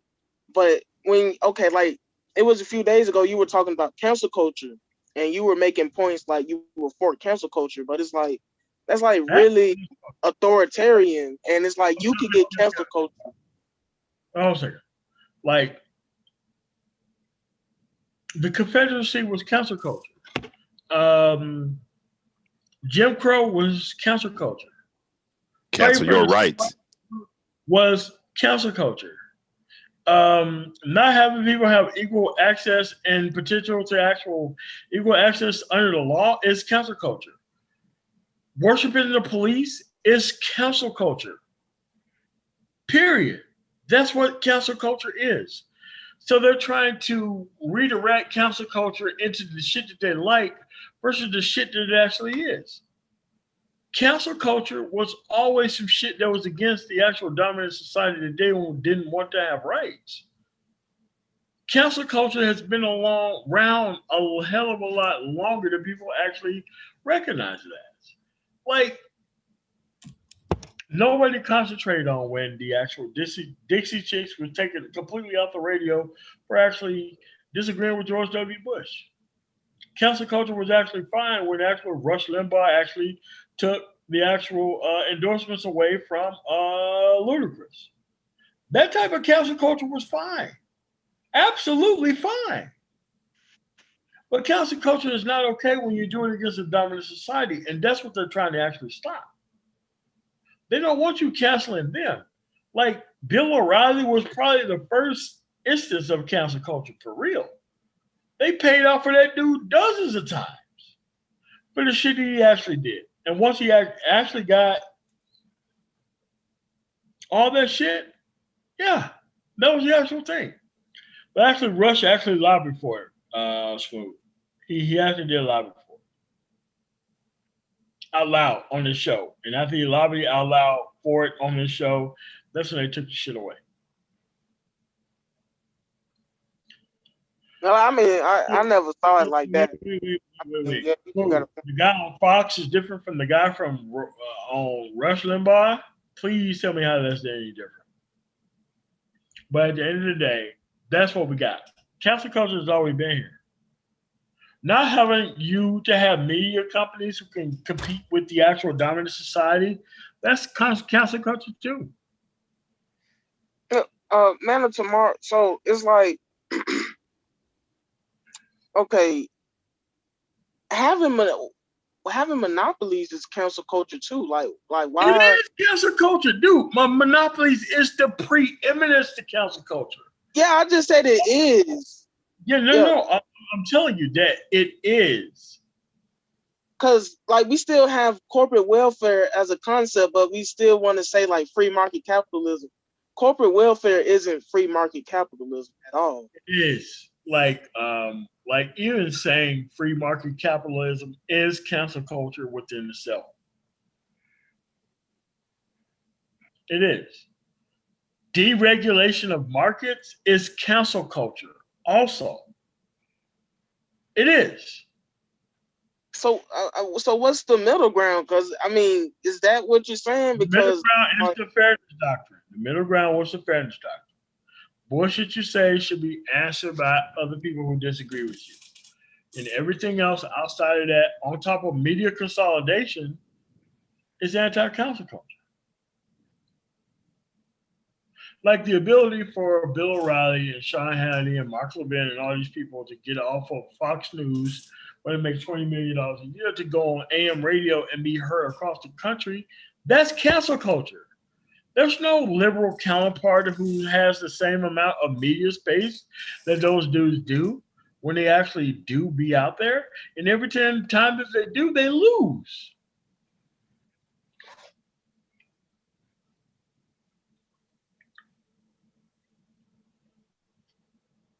Cancel culture is big on the right, huge on the right. Oh yeah, look at what happened when what was it? Tommy Lauren came out and said she was pro-life. She got fired from the Blaze. Yes.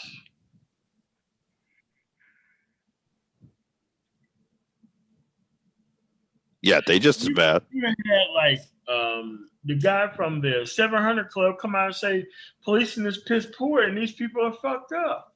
Oh, Pat Robertson. Yeah, Pat Robertson said the police are fucked up. I saw that. I was like, dang. Pat Robertson. Robertson. I was like, he must be trying to get into heaven or something. Like, oh, I mean, you know, he's on this. That dude was old as fuck in the fucking 80s when I first saw him.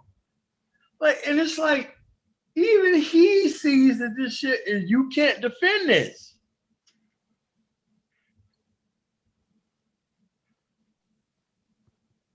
Yeah. True.